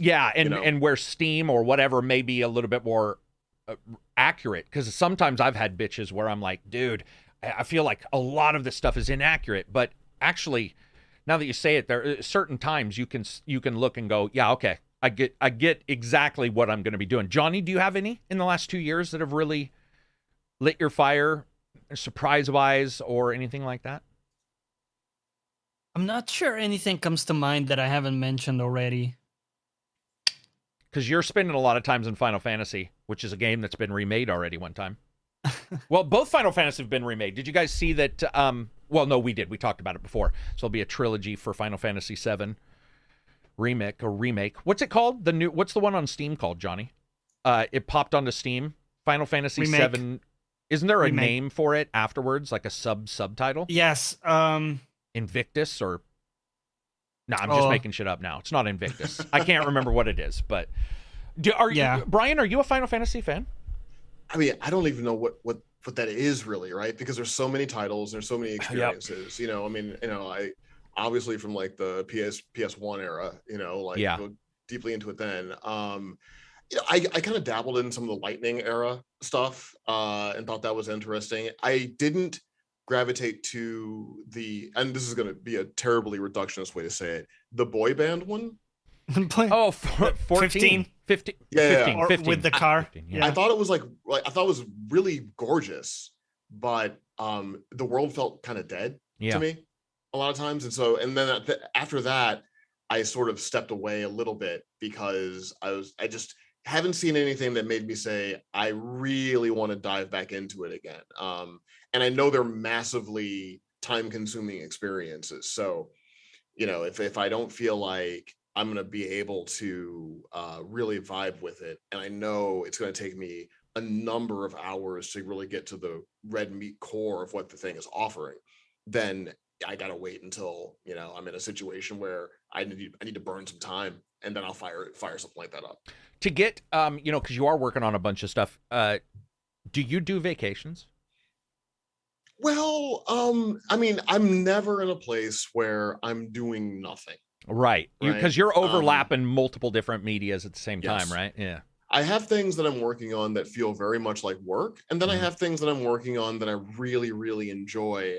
Those are the polemics, and there's ranges in between. So, I mean, I do have like periods where I'll, kind of step away from so many different things, but I'm nibbling at something. But yeah, I'll go somewhere, or might just rent a place.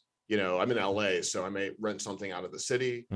Just get kind of like a rural place that's about 2-3 hours away from here. Bring the iPad so I can do some writing, but be by a lake or something for a month. Like that kind of stuff I do for sure. But I'm really, really grateful to be a professional creative. So my imagination is what, kind of pays my bills and all of that. Yeah. And I'm not sure if I'm ever in a place where my imagination isn't working on something.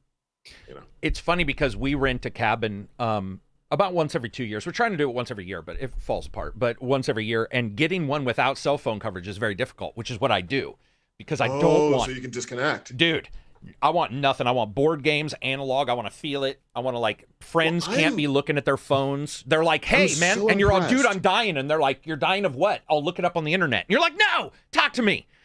So I find these places. Being a YouTuber, and I don't, and that sounds reductive, and I don't really like the term, but it's a term of art within discussion. Being a YouTuber, I think, is one of the most difficult jobs in entertainment. Like from working in the entertainment business, and I do consider well-written, well-articulated reviews are a form of entertainment. They're informative, but they're also entertaining, right?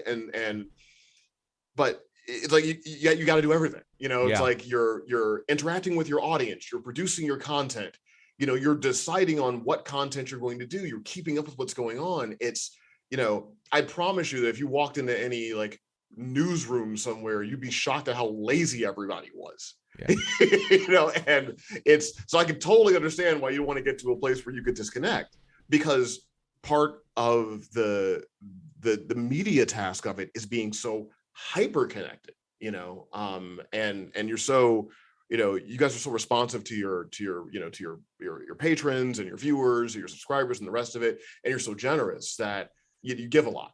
Well, I appreciate that. I can imagine you just need to go to a back to tank somewhere. Dude, do you know what rocks back, though? You know? What rocks to me, and it is tough. Like I've logged, been a logger. I've logged. Yeah. I've pulled green chain. People who know what green chain is automatically know that's the hardest job I'm going to list because it's beyond hard. And I'm way more tired at times. Even 7 years ago when I started, I was doing it going, holy shit, because it's like audio. Then you jump to editing. And I have Abzy. Luckily, I finally got an editor. Abzy's been helping me.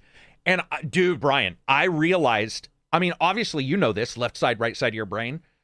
I had forgotten how much the creativity can be destroyed when you're editing versus when you're writing, which is, of course, why some people, they write and they have somebody edit for them. There's a different thought process that needs to occur. Very much. So, dude, I didn't realize what was going on. I knew what was going on because I had talked to Abzy about it, but I didn't know how much it was affecting me until one time I was like, I am done. And I shuttled him the videos. And then I sat there for like an hour going, what the fuck? Wow. What am I supposed to be doing right now? You have mental space all of a sudden. Yeah, but my creativity wasn't dying down. I was like, oh man, I can create something else. What's happening? Boom. It was like, yeah, it was this weird feeling. And yeah, that is the one thing I will say that is weird about this job. Because I do know somebody who works at a number, probably 1 to 7 or 8 top newscasts, who is in the business. And what they talk about, everybody's got a very detailed job. Executive producers seem to be, depending on games versus movies, I'm talking about games, they do a lot. And they're actually not just like their names attached. They're in there. And they do a lot. But most of the time, people have pretty easy lines where he's like, no, this person, you shuttle it to this person, this person. I mean, obviously, that's the only way it works. But with YouTubers, unless you're big, you don't have the money to do that. So it is on you. So, yeah, I appreciate it. It is hard. But, hey, we're blessed, right? It's like totally. You said, you're able to create. I'm able to create. Johnny's still working at a job he likes, but he is still working at another job. And, I will say that they say watch out with hobbies becoming, whatever. I don't know why that hasn't happened to me. And if it does, I will walk away. I will be like, because I don't want to lose video games. But I've always been wondering, when is that going to happen? Where I'm like, there's been times where you're looking at a game release set and you're like, there's nothing that's really like my vibe. To mitigate that statement, I think it's, if a hobby has the potential for a passion, then I think you'll be okay. Exactly. Right? Exactly. Like I produce music as a hobby. Right. I know that I don't love it enough to deal with BS. Gotcha. You just know it, right? Like you just know in your gut. Yeah. Yeah. That first day when the rapper doesn't show up, right, or doesn't know the lyrics, or brings 18 guys into the studio, is the last day I'm going to produce hip hop. That makes sense, right? Because I don't love it enough to deal with the nonsense, and that's what I always tell people. We're like, well, what? That's a very good point. Looking for purpose and the rest of it, I'm like, pick something that you love enough to deal with the nonsense. Yeah, it's like they talk about relationships. Like, pick someone whose problems you can love. Yeah, right. Because you can love anyone's great qualities. Because it's easy to love a craft, right? Yeah. When things are going well. When you're in everyone loves things that are going in the well, easy right? part. But when shit gets hard, you need that drive, dude, right? You need find a thing that you can do on the rough days, right? And then you'll be okay. This is an interesting discussion because it does swing me back to games where we just saw this recently. Monkey Island, the developer, creator of Monkey Island said, listen, I'm not going to listen to your guys' toxic bullshit anymore. They were mad about the art style. I'm removing myself. He's still making the game, but he's like, I'm removing myself from social media. And I see that from a lot of devs I talk to, man. I was saying this last podcast, I didn't even know an entire segment of my people on Twitter had left Twitter completely. They just abandoned their accounts and went to LinkedIn because it was so toxic in all ways. Because it's not just one thing; it's 1,000 people. It's 1 against 1,000. You'll never win. Like in that kind of context, you'll never win.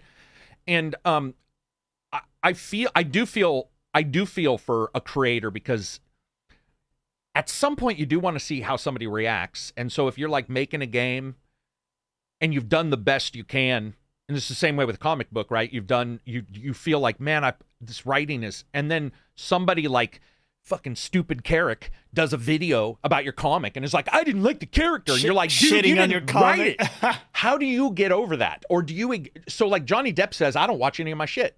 Like, is that what you, do you ever look at reviews, Brian? Because I don't think I've asked you that. Okay. All the time. Okay. And I probably have maybe a weird kind of way in on this.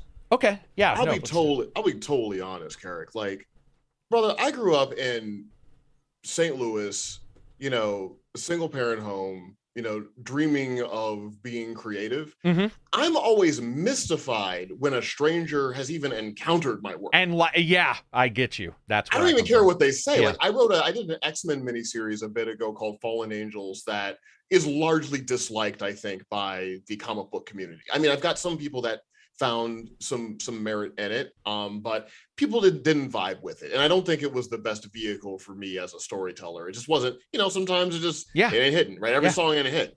And yeah, I got some incoming fire on that, but it's just like the idea that people I've never met spent their time to engage something I created, that is still magical to me, even if they don't like it.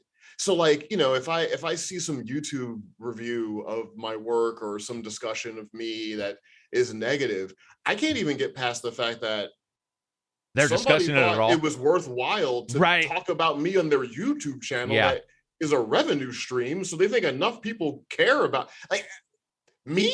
Yeah.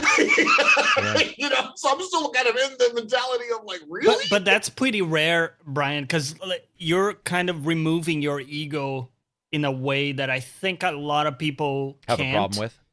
Yeah, because, you know, not to toot your horn, but you've quote unquote made it, right? Like in this space where like you're recognized in the broadest of terms. Right? Yes, you could say that I've made it. You've Like, made I'm it not like a lot you of know, J.J. Abrams or anything. Yeah. Yes. Right. Yeah.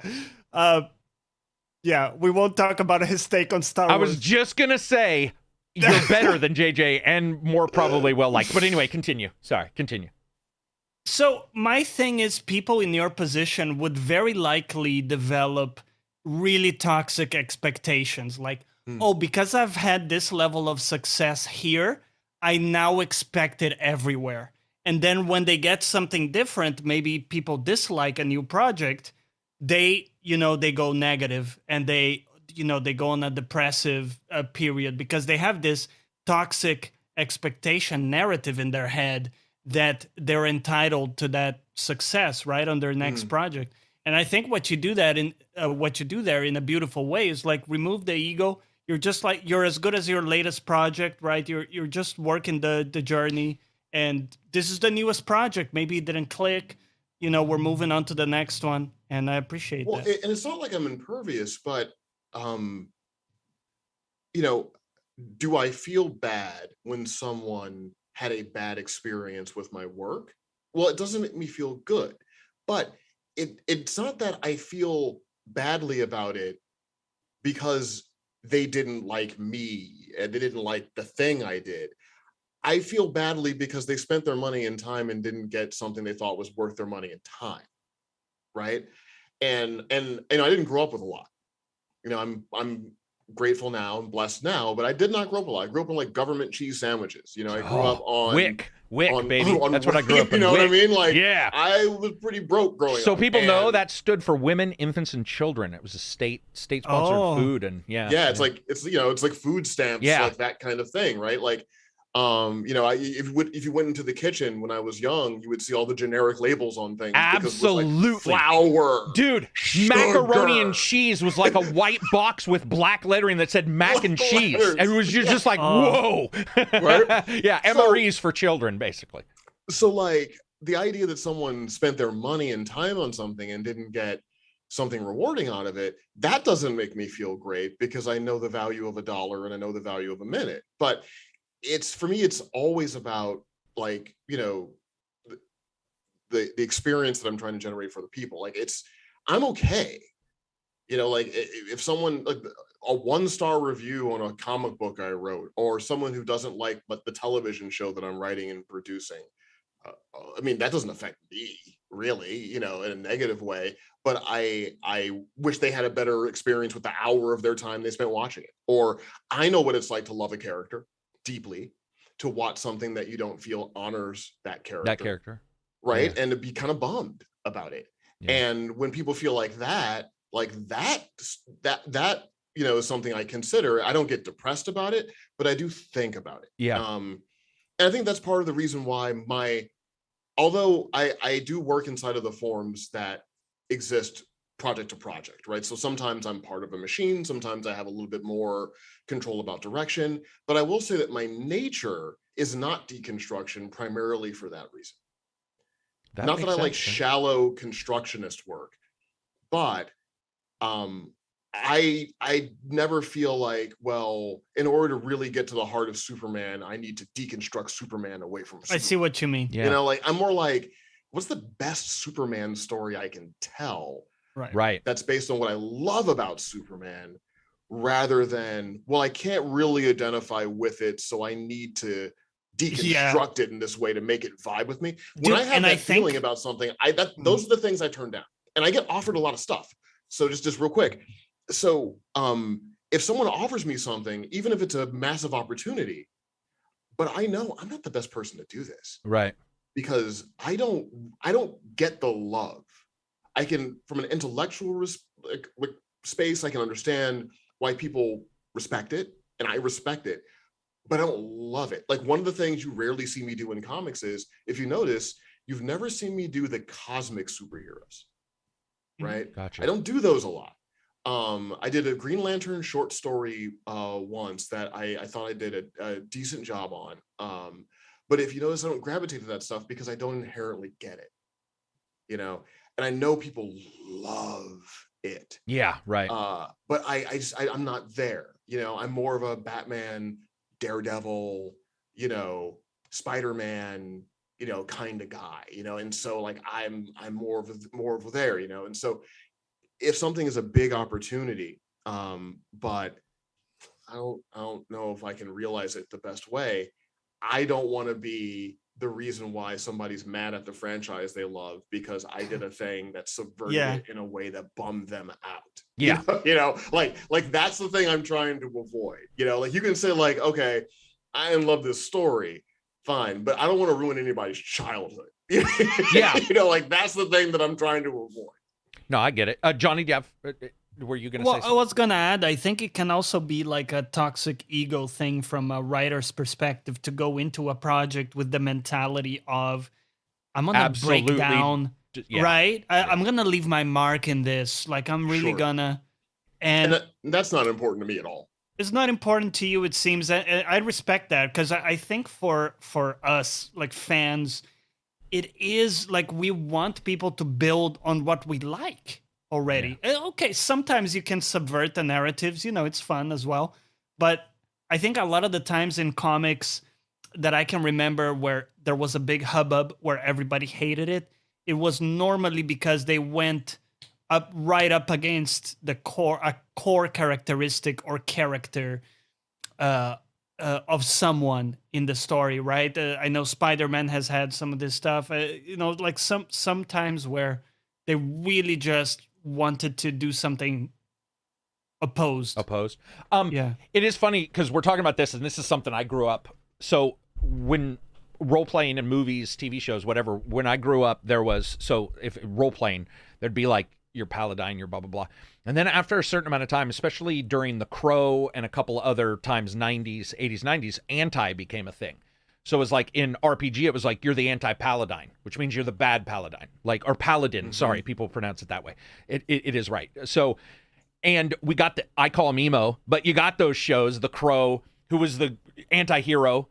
And then what's happened now is, I feel that a lot of the deconstruction, all it really was just a resurgence of the same anti-hero thing. And they're like, oh, it's got to be, anti-hero. And then now that's sort of de facto, where anytime somebody announces something now, I'm assuming that they're going to try to deconstruct something. Sure. And that bothers me a little bit because every time a new superhero, every time a new whatever comes out, I'm like, oh, here we go.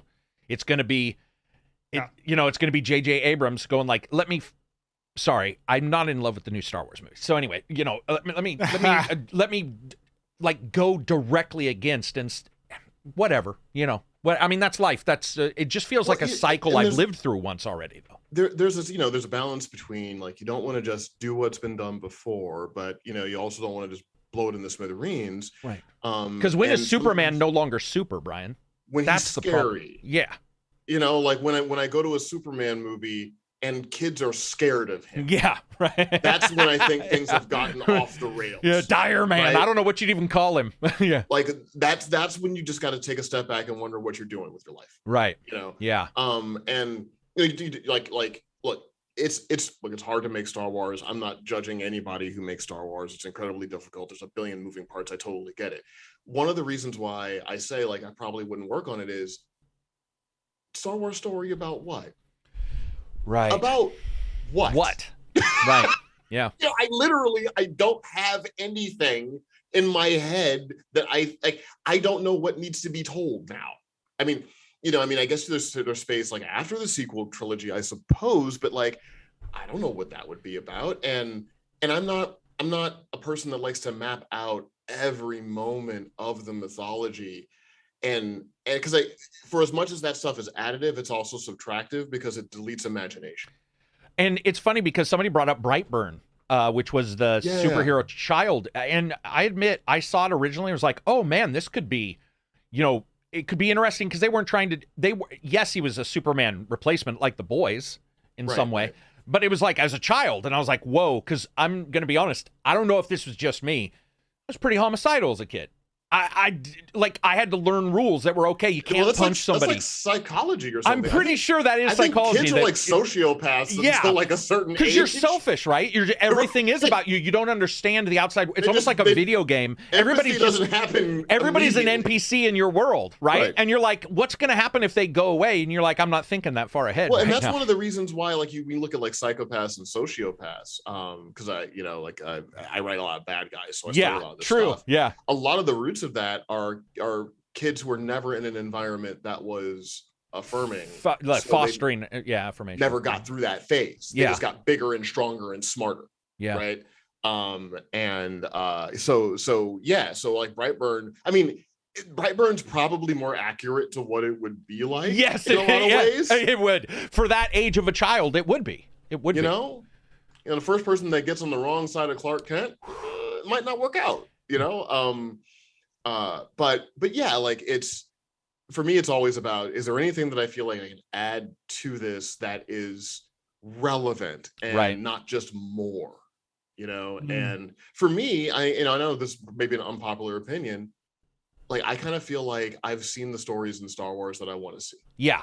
No, I'm open for more games to be able to experience the stuff. It would be like great, but I'm not really chomping at the bit for like a WeWeg series, or Klaatu Barada Nikto, the adventures of, like, I mean, you could do it, but like, sometimes you have to look at it and be like, I am okay with some fictions just being like, that's it. That might be it. That's where we are.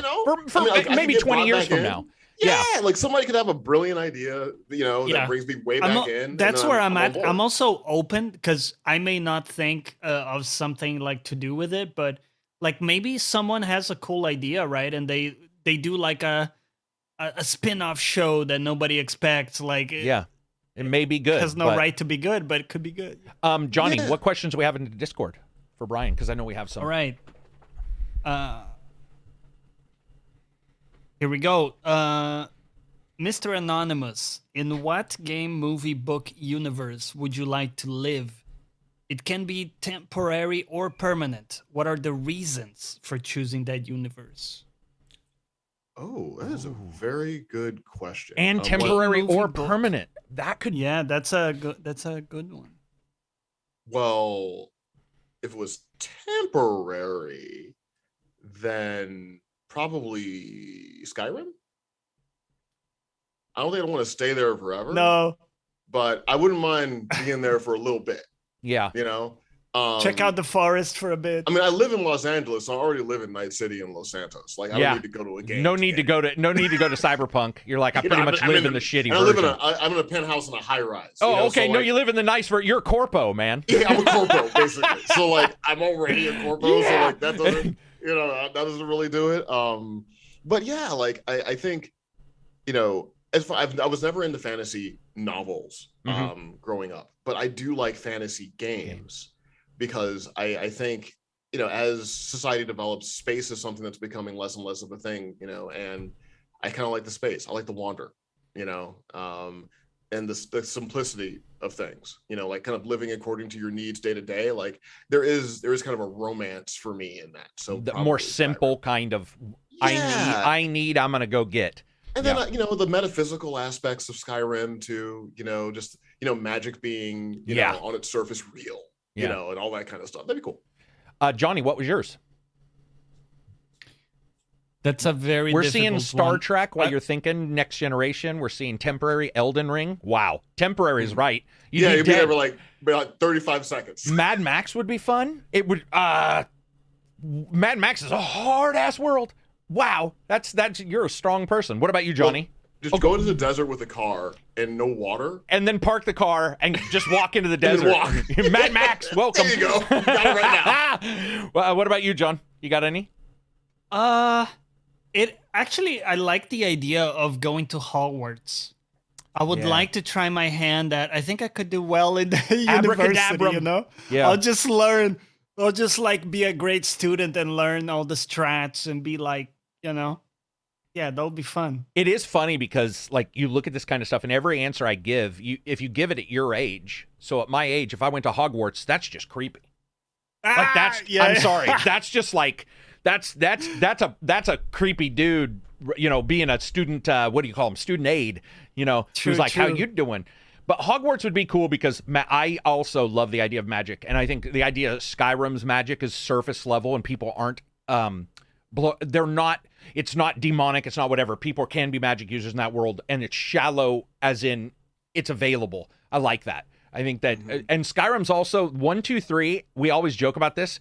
If I jumped into Skyrim, I'd be a multi-billionaire in seconds because I just grab all the mushrooms, sell them to the same person.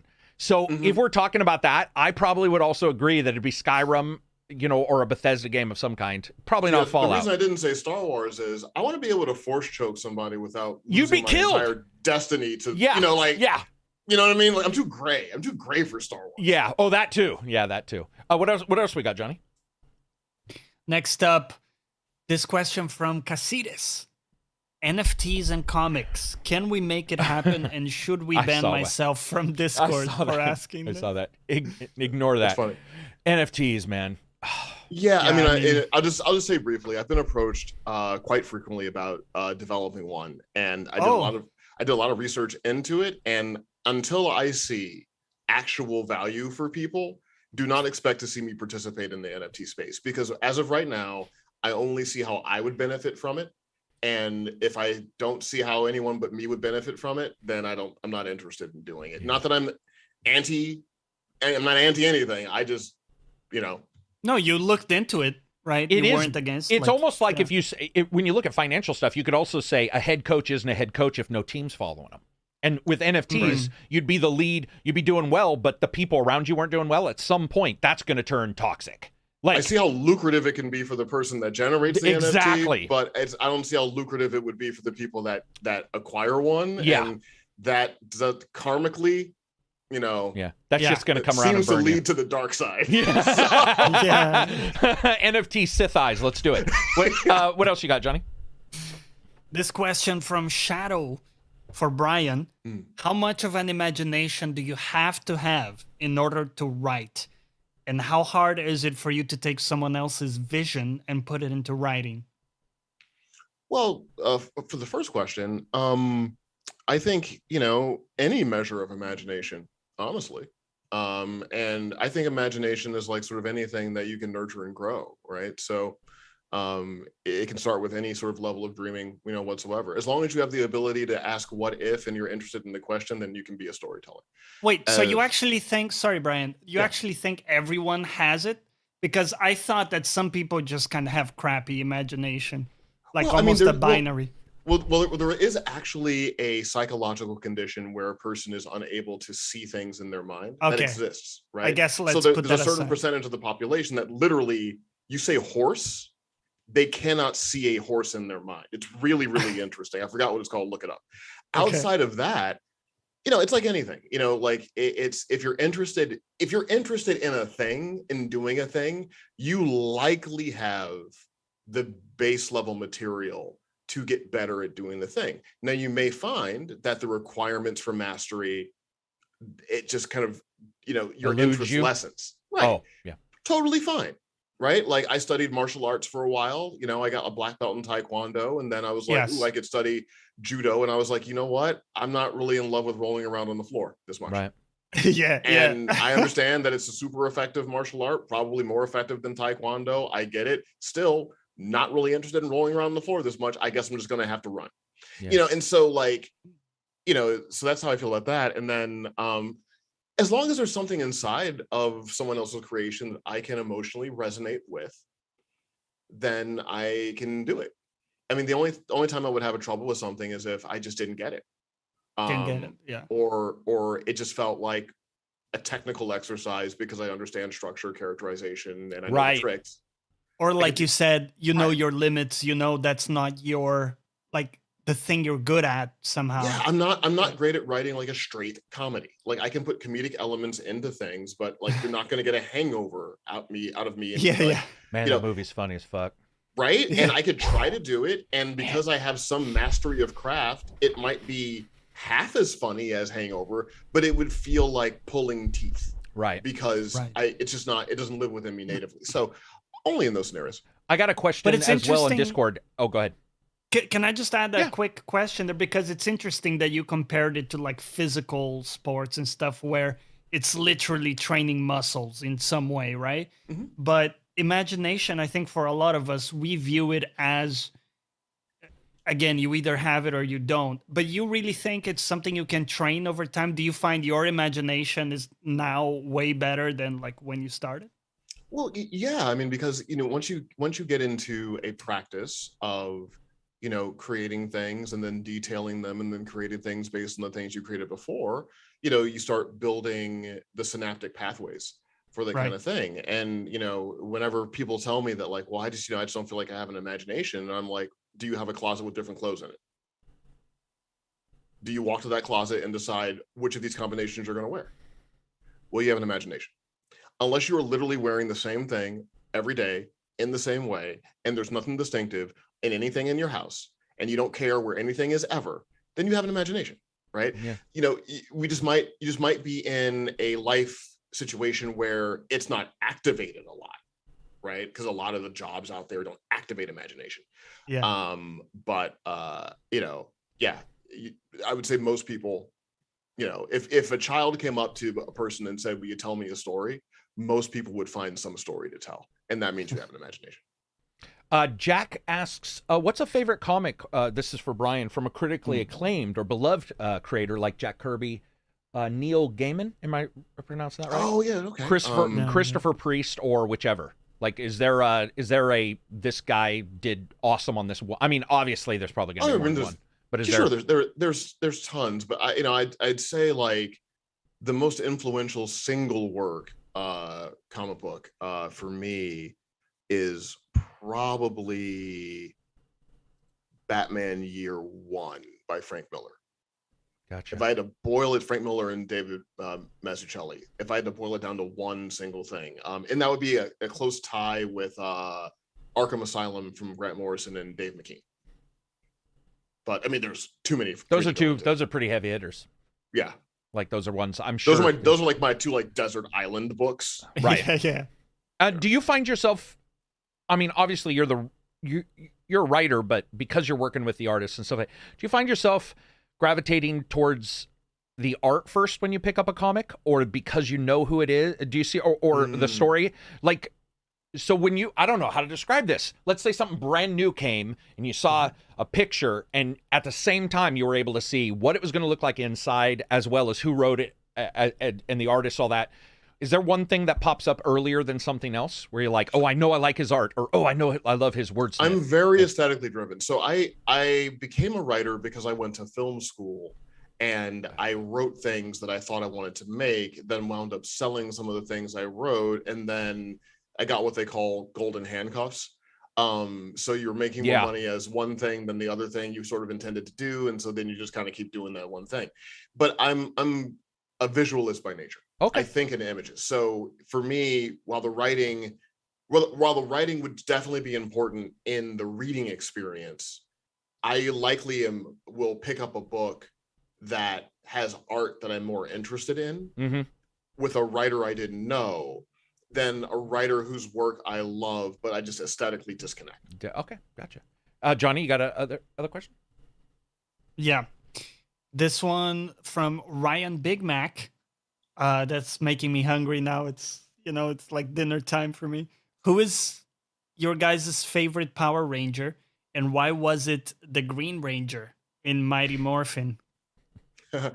Well, I guess the Green Ranger is the archetype for, like, that's always the character, right? It's always like that one person on the squad that's always like quitting, has a risk of going bad, and the whole thing, right? It's like, that's why everyone loves Anakin, because it's always there. Like, you can never really go wrong with the character with the volatile nature.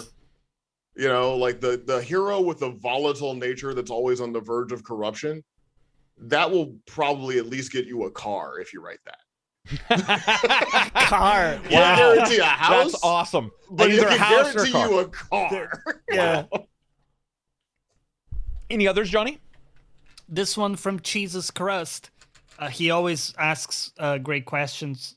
For Bryan, what is the process like for writing and editing for well-known IPs like Batman?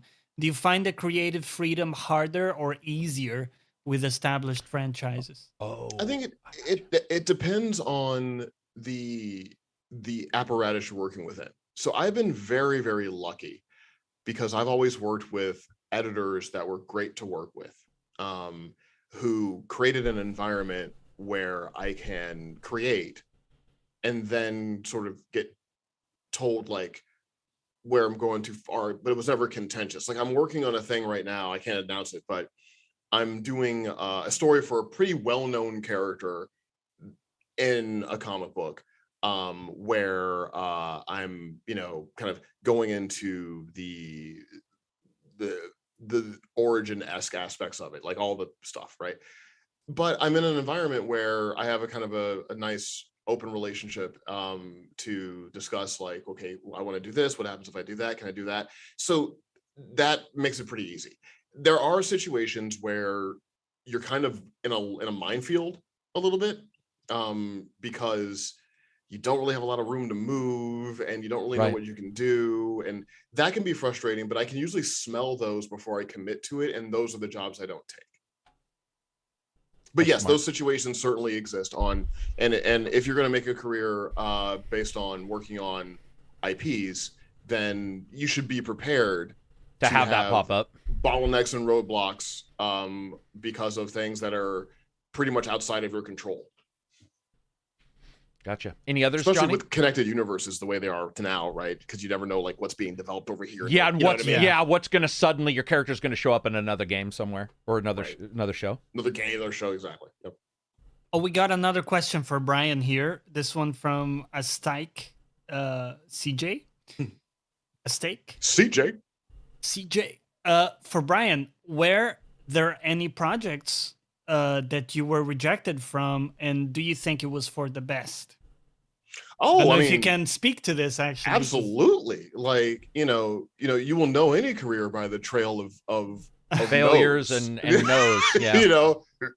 Failure. Best teacher there is. It is. Sucks though when you're going through it. Oh, for sure. And I don't think, for like legal reasons, I don't think I can really talk about specific things. Look, the way I reconcile it is this. I try to put my best foot forward, share what I think is the best creative direction on a given thing. And I've lived long enough in this business to know that there are a lot of reasons you get a no. And not being good enough usually isn't it. And the truth is, if you're up for an opportunity, they think you're good enough to do it. Gotcha. Right. What they're looking for is some kind of specific cube to square fit that you will not be aware of. Because if they make you aware of it, it might influence what you say and close off your imagination. So there's a lot of like pin the tail on the invisible donkey. Right. Right. And once I worked, because when you first start in this business, you don't know many executives personally. They are just the people on the other side of the desk that either hire you and you get paid, or they don't hire you and you don't get paid, right? The longer you work in the business, the more you start to learn who these people are, like as people. Some of them become your friends, even if you never work with them. Yeah. They tell you their anecdotal experiences about what it's like to be them. And then you realize, oh, it was never about me not being good enough. It was that they wanted a thing on Thursday, then something came out on Friday and it made a bunch of money on Friday. So they wanted a different thing on Friday, but then on Saturday it fell off by 35%. And they didn't want that thing on Sunday anymore. And so your Thursday thing was they didn't want to do that movie. You know what I mean? Like, it's not, so once you learn, like, it's not good enough, you know, like if you're in the room, you're good enough. Right. And that sort of like made it pretty easy for me to remove ego from the process. And now, you know, I just kind of share what I would do with a thing. And a lot of times I've gotten work from people that have told me no. You know, very rarely is someone who hired me someone who told me yes the first time. Not only that, but how many more do we got, Johnny? Because we're at. Oh, we have one more that we haven't already we'll get to it in a second. But I want to say, Bryan, also, dude, one of the best things I've ever done is most of my like I got hired, and then two of my favorite bosses in the world I had big issues with at first, and they're both very militant, like, but once I got to know them and started talking to them, the no that I got was in no way, shape, or form individual. They were told no many times, and the stories that they told me, yeah, there might be a funny story here or there, but what was going on was they were like, they would tell me stories and I'd be like, oh shit, this person told me no on Tuesday, which made me go, but then they were told no on something they wanted to do on Monday, which made them go, and you realize pretty much everybody's in the same boat of no's. And that boat of no may be for a reason that it might be connected to you, and maybe you need to bone up on something. I've certainly had that, but other times it's just like, it's a filter. Certain things came together, the no hit you as well, but that person's lived the same bullshit you have. And, you know, there's some people with golden parachutes, and one of the things that I really do believe is that everybody's hell is relative. And so sometimes you hear somebody who will tell you a sad story and you're like, that ain't that sad. But you'll be like, you know what? For them and their life, that is sad. You know, I've had cancer. That person hasn't had cancer, but they've lost their home. That's and I haven't. God, you know, so far, that's awesome in a weird, horrible way that we both haven't experienced. But it's like, I know a lot of people who will leave a group activity, or they'll leave applying for something, and they'll be like, oh man, I heard no, this is terrible. The focus is on them. And it's like, all the people in the room who just judged you or decided that, they're saying no many times because of their filters that they've been told. Maybe they said, I want Bryan. And the person above them said, well, he better bring his quadruple A game, and they get in there and maybe you didn't because you didn't feel as alive, and so they tell you no, you may go away being like, what? But in real life, maybe that person was fighting for you and it just shit didn't work out, man. And totally, you have to separate yourself from the laser beam that it can feel like. My journey has been so circuitous that I have to kind of adopt a philosophy of when the force closes a door, it opens a window, because that's kind of been my entire life. And I think it's for me, it's just, I just maintain my sanity by finding the opportunity in things, you know, and because I traffic in imagination, not getting a job is time I can spend creating a new thing on my own to get another job. You know what I mean? Like, and you just can't internalize it, because it is, and I genuinely mean, there's one thing from this podcast appearance that I want people to really pay attention to. It's, you know, please don't take professional rejection personally. It is 99.9% of the time never personal. Yeah. And it just has to do with a bunch of external factors that you're just not aware of. I describe Hollywood as a tower of people who are all scared of being told no, with one person at the top who's scared of getting knocked off the top. It's absolutely true. And it's true not only in Hollywood, but that's true. Right. I worked at a place where like and that's one of the reasons why I think I did well, because I was like, who gives a shit if it's a no? And so I just douche, and they'd be like, okay, well, I guess we're going with what Karak says. And I'd be like, yes, you are. But in real life, that's another thing, Karak. I just want to drop anchor on that. Just a TV term, drop anchor in a discussion. I want to drop anchor on that because one of the things, ironically, is those who do not care if they are rejected usually get rejected less. And yeah, there's something about that. When you're afraid, you're magnetized to people who don't have fear. Yeah. Right. And so when you're scared, and most people are scared, and you're encountering someone that's a happy warrior, about it all, usually that creates a better climate in the room. Yeah. Makes the other person comfortable. And I always say, people don't hire projects, they hire people. Yeah, for sure. And because the project, you'll work out the details with the project. He'll go to Krypton or he won't, or the thing will blow up or won't, whatever. But you're really like, it's the vibe, and you can win with a no if you build a connection. So go into your meetings, your pitches, your presentations, whatever it is, enjoying the act of it, enjoy the moment, and don't have a goal of I need to get the gig as much as it'd be cool if this was a connection. Yeah. And if you go in with that mentality, one, you walk out with something more than what you had going in. And then two, it'll probably turn into one and you'll do something in the future. I'll ask this next question that's a super chat, but I also want to add in that, dude, you just hit on something that blew me away. I would say about 95% of the people I've hired, and my job was hiring around the world for various projects, about 95% of the people I hired was a second choice. Mm-hmm. Because the first choice didn't work out. Maybe they were loved by a lot and they took a higher paying job or what have you. So if a person came in and was like, here's my stuff, and you're like, oh man, they're just not there. They're like, this is just not going to work out, blah, blah, blah. The first person would inevitably fall apart for whatever reason. I'd be like, sure. We're going, we got Iron Man for the new project. I'm not going to have to worry about shit. And they'll be like, yeah, you know why you like them? Because a bunch of people did. They're the highest. This is what we have. That person would go. And the second person would also inevitably become the first person later. And I'm sure we've all had that. I want to bring up this $10 super chat. Strevin says, very cool talk today, guys. Bryan, you got such a great perspective on storytelling. Looking forward to Callisto Protocol. Great podcast. Last question. What do you got there, Johnny? Okay, last question here from Scotty. Do you guys have a favorite art style when it comes to video games? Pixel art, hyper-realistic, low poly, etc. Does it influence your overall enjoyment of the product?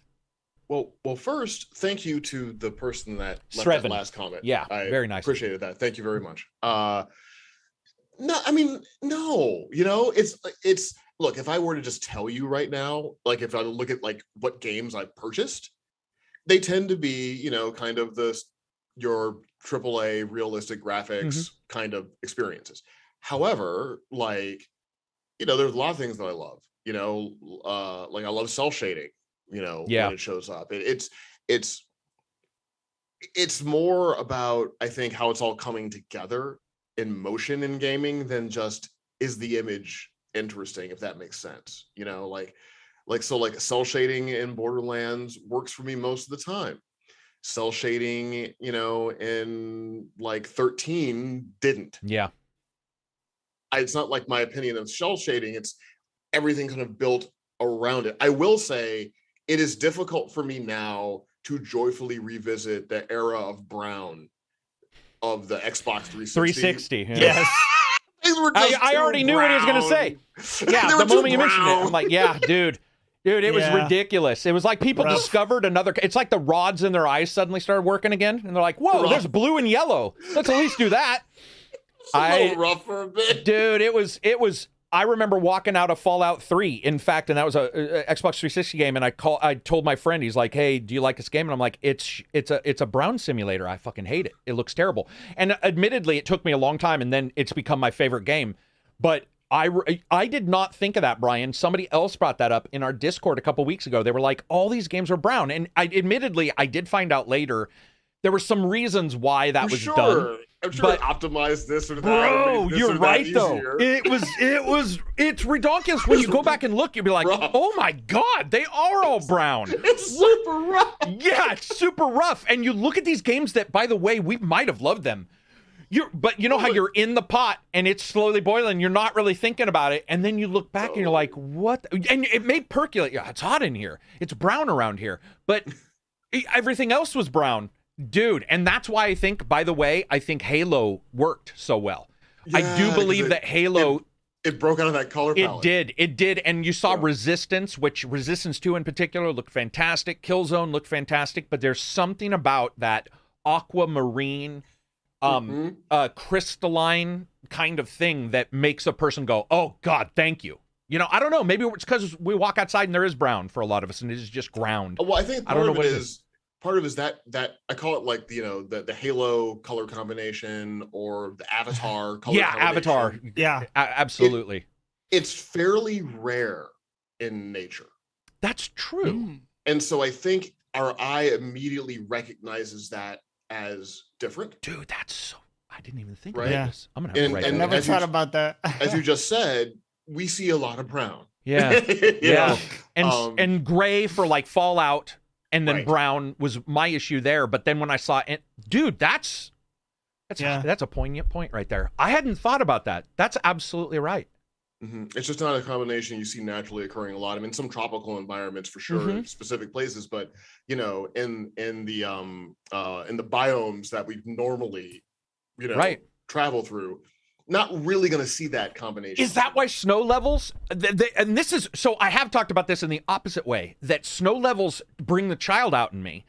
And I absolutely know it's because of Christmas. So I'll play a snow level and I'll immediately like it better. Because you have an emotional connection. There's an emotional connection, yeah, and I'll be like, oh my God, a snow level, this is great. And people will be like, nah, it's not a good game. And later you'll be like, yeah, it wasn't, but that snow was cool. You know, totally. That I hadn't thought about that, the familiarity of it. Wow. That's absolutely true, yeah. Damn. Did you have another one, Johnny, that's quick? I want to slide a quick question for Brian, which I think is a good one to end on, because he mentioned, slide it in. You mentioned Asimov, and I know you've read and done a lot of sci-fi. So for you, when you think about the future, let's put a number on it. Let's say 30 years from now, okay? 30 years. Are you an optimist or like a doomsday or somewhere in between? Where do you settle on in terms of AI technology? Johnny going deep. Johnny's going deep. Give me a gun deep. Optimist. I thought you meant like, optometrist? Does not call upon us at a time of our I thought that's what you meant. Okay. Yes and no. Okay. My core fear is that in 30 years, the world will be very good for people who can afford it, and incredibly difficult for people who can't. And I think the mobility from getting from the place where you can't afford to make your ends meet to a place of comfort is getting reduced almost like by the year, right? So what I see is, I see a future where if you have means, you're going to have incredible healthcare, incredible educational systems. You're going to have incredible convenience at your home. You're going to have an incredible relationship to finance, money to be able to do all these things. But 30 years ago, if you were born into an impoverished environment, it was easier to get out of it because you could still learn everything you needed to learn in that environment if you worked at it, because it didn't require access to expensive things. Gotcha. Right? Yeah. So one of my core concerns is what I call digital fluency. And digital Yeah. fluency is a byproduct of people who have environments where they have the technology to develop that fluency, right? So if you go into a middle-class neighborhood and you give someone a slate device like an iPad to a 5-year-old or a 6-year-old, you might see digital fluency. Yeah. They don't understand what all the apps do, but they know how to get through them. They know how to swipe pages. They kind of understand functionality. You go into a place where they're not, they don't have this same kind of means, more impoverished environment, you may not see that same immediate fluency. And you're saying life is requiring that fluency. And life, more and more each year. More and more. I mean, we take for granted, like, again, when we think about literacy, we think about reading. But literacy is simply the ability to read and understand, right? And there's a technological literacy, a digital literacy that requires a kind of buy-in to have. And as the world is more and more based on Windows and iOS environments and knowing how to use all this stuff in a hyper-efficient way, people that don't have that same literacy are going to have a harder time finding a job, a harder time finding a career where you could advance. It's like a harder time in school. Like when I was in school, the most expensive thing that I had to get, and I was a scholarship kid, so I was broke, but I went to a private school, and I had to get this TI-85 calculator. Wow. That was like $100 or something. And it was kind of an expensive thing. Like getting one was not a painless experience for my household, but I had to have one for classes. Nowadays, if a kid doesn't have a smartphone, a laptop, right? And you're talking about a $1,200 device, another $1,500 device. You don't have the PC, so you can do the thing and whatever. So I'm optimistic in an objective way, for sure. I think that there are incredible developments on the horizon. I just worry that the future will not be shared. I don't see a lot of concern about that now. And it's a lot easier to start fixing it now than fixing it in a reactive way. Yeah. And so I think we're kind of looking at Night City. Yeah. Night City. Unfortunately, kind of think that's where we're going. Dude, remember when you went to school? Because I was born in 76, 75. And when I went to school, my mom and dad had to pay your school sign up. I think it was like $100 for a public sign up. There were various different papers. You had to make sure you had shots, that kind of stuff. Mm-hmm. And then you got some clothes, and there was football, and football didn't cost. And my parents had very rough summers, and then winters were fine because my mom was a school secretary, so they didn't have PERS. They didn't pay them when they were off like they do now. Oh, right. So you're sort of living lean when you're not working, and it was lean. I mean, dude, we're talking like MREs for real, like bought in bulk so we could eat. And I remember my mom. They tried to hide it, but I remember one time football cost for the first time. Yeah. And there was an insurance you had to pay. And I remember my mom was like, "Okay, well, just go without pantyhose for a while." And as a kid, I wasn't tracking all that. I wanted to go. We were talking about homicidal children where everything's about us, but I was like, I want to go. And this is one of the reasons why you were talking, and I'm bringing this around. You were talking about fluency and literacy.